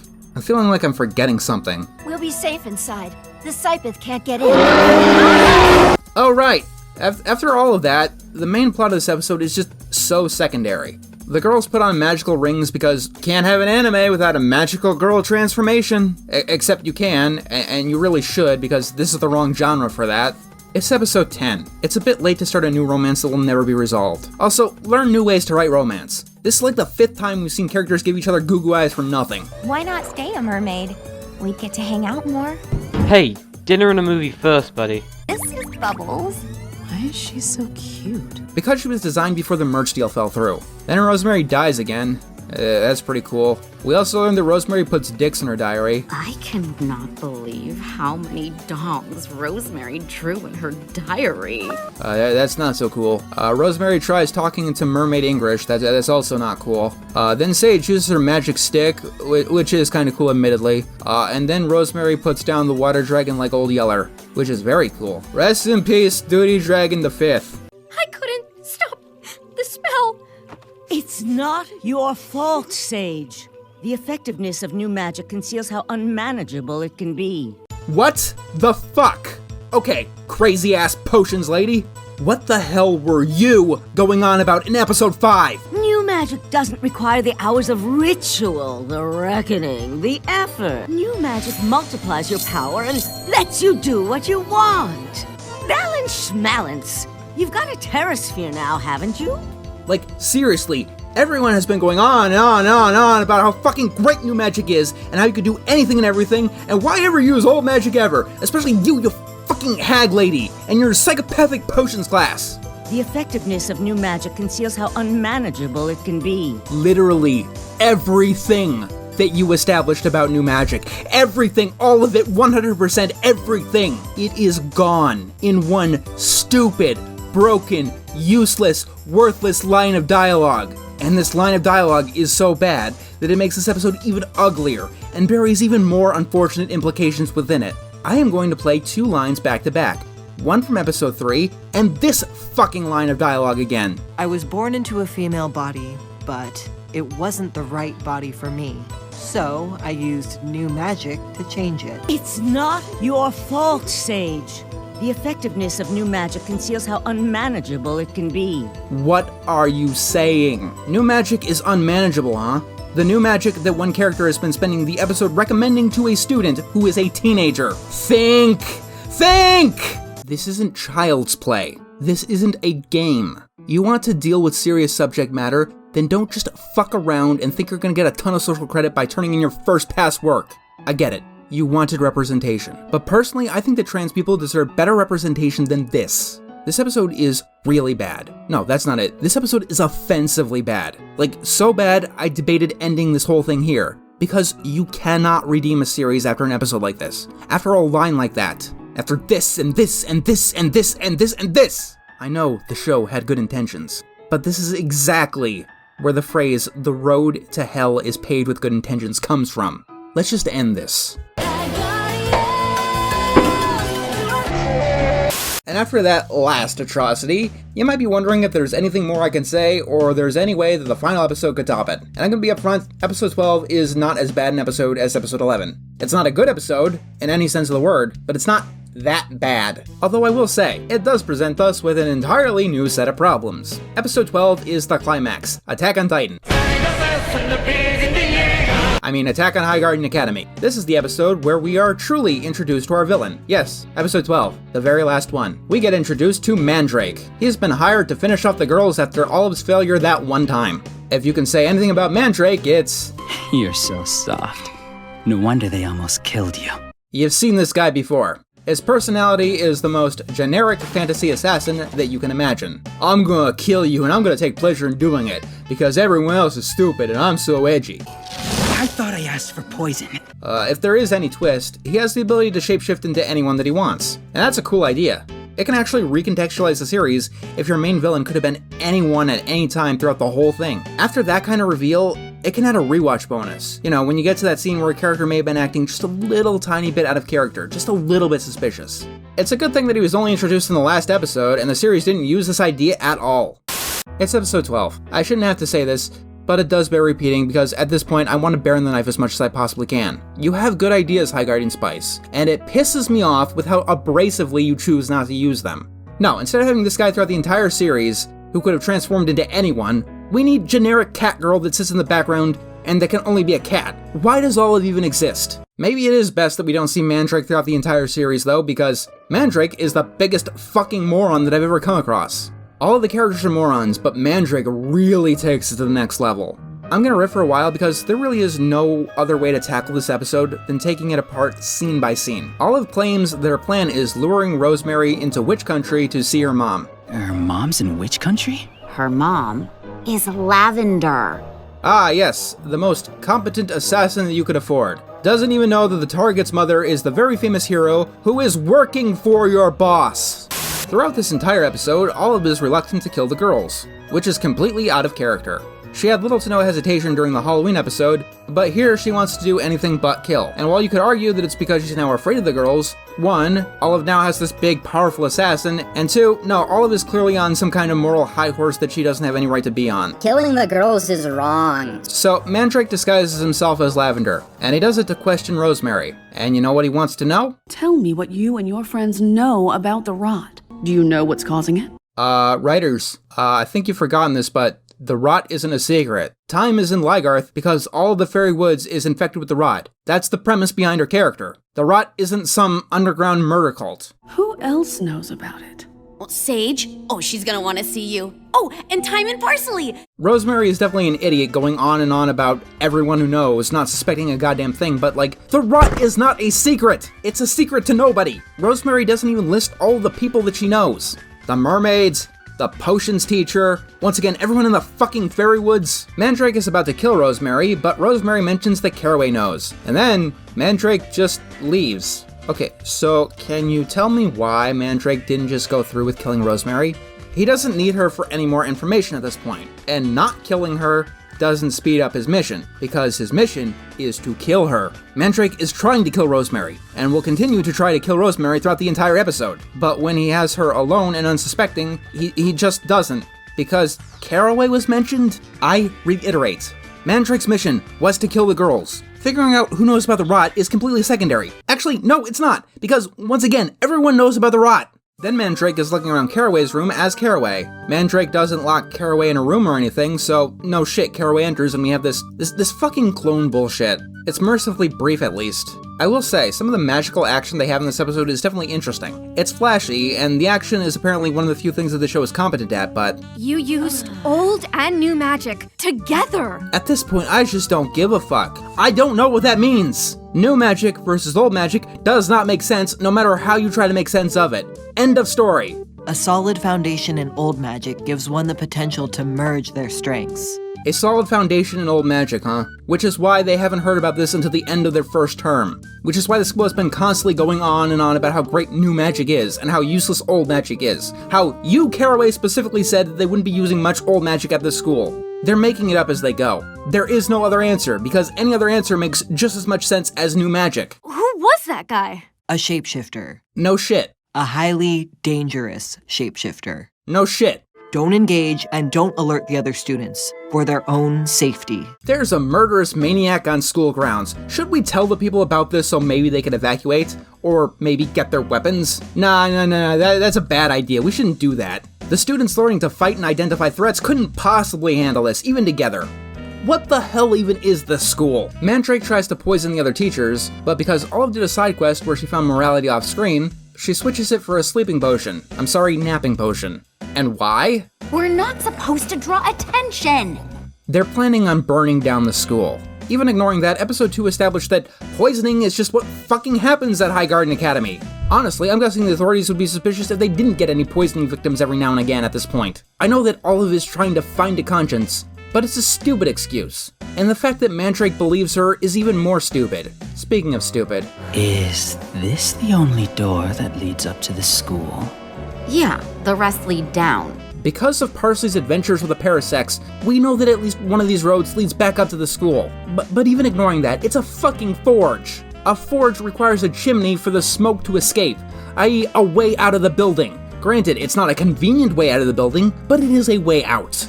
Attention students of Highgarden Academy. Your attendance is required at the forge for a mandatory assembly.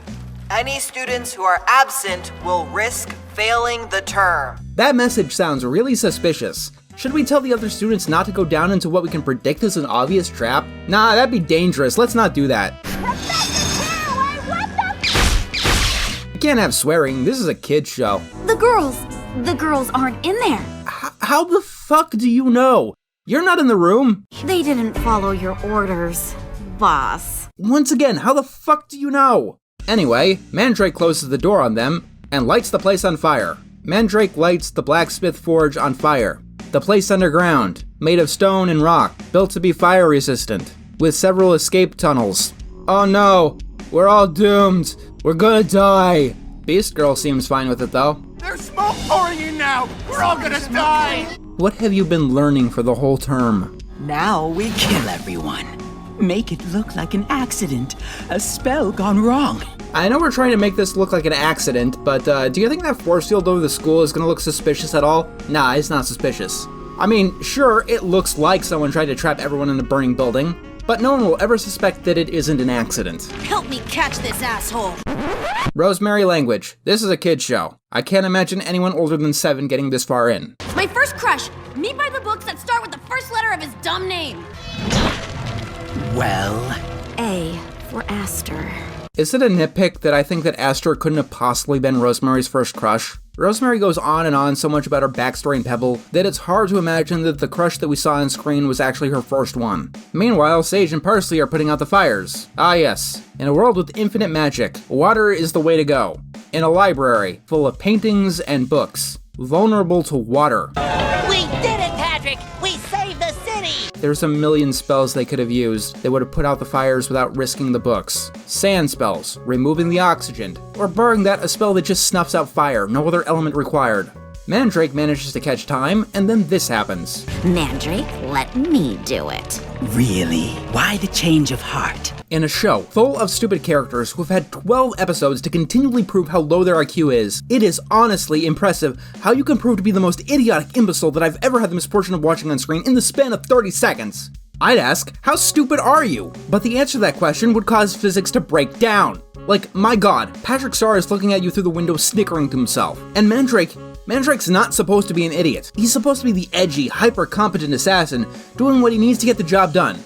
I mean, fair enough, Olive's character turn is just as established as the first one, but still. And you know what the funniest thing about this scene is? Mandrake didn't have to say or do anything. He's got time held down, right? So he just tells Olive to get the knife out of his pants. Ah, okay. Use my knife. Why didn't Olive just take the knife of her own accord? Is this some kind of vampire influence where catgirls need permission to take something from you? Like, just have Olive pull the knife from Mandrake and then stab. Then you don't make your villain look like Mandrake. I mean, even then, Mandrake is, once again, waiting an awfully long time to not kill someone. And while these battles could have been interesting, they're very dynamic and interestingly drawn. The fact that the participants are so stupid makes everything seem just so horrendously forced. Also, I'd be remiss if I didn't mention this. Mandrake could have won this fight, but then he took an arrow to the knee. Look, the Hobbit movies couldn't make that look cool. You don't have a chance in Oblivion. Meanwhile, in the basement, the plan is to go into a hole. Okay, question. Wasn't the forge picked because... Is this the only door that leads up to the school? Yeah, the rest lead down. So, who's the fuck up here? Mandrake for not caring that down was bad, or the students for using down? There should be some kind of emotional resonance to seeing bits and pieces of High Guardian Academy blown up. Seeing the school get all blasted up, it's supposed to pack an emotional punch. And it feels like High Guardian Spice is trying to cash in on something it didn't earn. Because I don't give a damn about this setting. You had 10 episodes to give this academy some specific personality, and yet half of those episodes didn't even take place at the school. It's easy to forget that the setting is a character in and of itself, and when you do your job right, we should feel similarly when the library is set on fire to when Rosemary or Sage get blasted out of the sky. But because this series was so focused on nonsense, it couldn't give a proper character to the setting, beyond generic magical school where no one has a brain. Anyway, the episode ends when Mandrake blasts away because he failed to steal Pikachu. Then some firefighters come in with conventional water. This is a world of magic! You only gotta be level 5 to use the Tidal Wave spell. It's not as good as Fireball, granted, but it's still a pretty useful one. At the very end, they try to set up an adventure continues. But at this point, I think that every person involved is quite aware that this adventure isn't going to continue ever again. We had some sick moves yesterday, High Guardian Spice. I don't know about Guardians or Spice, but I can believe someone somewhere is very high. Because of our names. I mentioned this in episode 1, but yeah, they're not spices. They're herbs. Also, High Guardian Spice is a terrible name. It just doesn't roll off the tongue. And it's finally time to close the book on this one. So, as of now, I've made 11 videos on High Guardian Spice, a 12-episode pseudo-anime from 2021 that in 2024 almost no one seems to remember or care about. And a big question on many people's minds is, why? That's a fair question, usually. I mean, a lot of people have treated this whole series very dismissively. Like, why are you even covering this? It's old news and it's not relevant anymore. And if I may be a little harsh, I'm guessing that you're new here. I'm old hat when it comes to reviewers. Well, sometimes I do reviews because they're on trending topics, such as Cans Without Labels or more recently Horror Henry. More often than not, what I review it because I find the project interesting. Or at least I think I could make a good video out of it. While I can't say that no one cared about something like Wayside, I wasn't reviewing that to get the clicks. I reviewed it because it was a piece of media that I had a lot of thoughts on, and it was very personal to me. And when I get to the Dungeons & Dragons cartoon or the Neverending Story cartoon later this year, hopefully, they'll be in the same vein. I review what I review because of how something clicks with me, not the clicks that I get on the internet. True, I would be a lot more successful on this platform if I just talked about what was relevant all the time, every time. But if I did that, I'd get quickly burned out and lose that passion that I think makes my videos something of quality. Now, to be fair, a lot of people have asked me why High Guardian Spice out of a more genuine curiosity. So, let's talk about why High Guardian Spice. Because it's true, there are so many worse series out there that I could have given the episode-by-episode breakdown. High Guardian Spice is nowhere near the worst thing that I've ever seen. However, it is one that resonated with me in just about every negative way possible. Fantasy is my favorite media genre. I love the worlds inspired by Tolkien or Dungeons & Dragons, and seeing someone butcher the genre so badly and misunderstand it this horribly did get under my skin in many different ways. Making matters worse is the series that have a lot of good ideas that either chose not to use or chose to use horribly. A more powerful magic causing a rot that's analogous to the Industrial Revolution. That's not a bad idea, that's actually a very good idea. True, a lot of High Guardian Spice is fantasy cliché bullshit or anime cliché bullshit. Time is bow, parsley is forge. But there was something here. Honestly, until episode 11, I was more disappointed with High Guardian Spice than outright angry, because I saw something here. Characters like Parnell or Slime Boy have gotten fan followings for a reason. Even with all this cliché bullshit that the series has, I do have to respect it for some creativity, more than a lot of other series, especially these days. For one, it's not a fucking remake. It's not an adaptation. Say what you want about High Guardian Spice, but it is its own IP. It didn't quite form its own identity, at least not in the positive sense of the word, but it manages to stand on its own. It's not the next Milan 2020, if you understand me. Speaking of identity, that's another disappointment with High Guardian Spice. Fantasy is a genre that is very adaptable to themes of diversity. The traditional Tolkien quest is about peoples of all races and all places coming together for a common goal. And High Guardian Spice is a world that has transformation magic. It's really sad that they didn't explore the implications of that beyond the barest of senses. Unfortunately, the best possible interpretations of episodes like 6 and 11 are that they wanted brownie points for just showing up. But those episodes were written so badly that I actually find them socially destructive. I think that the series is legitimately harmful because of how bad it is. Let me put it this way. A lot of people thought that I was going to go into this shouting that it was all woke garbage. And why? Because a lot of people have done that. Because it's easy to do that with a series like High Guardian Spice. The show is bad. The cast shuffles from bland and annoying to irredeemable. And when you claim that the show is supposed to be representation, it just sends all of the wrong messages. If representation in media is important, it's important enough to do well. We have to do better than this.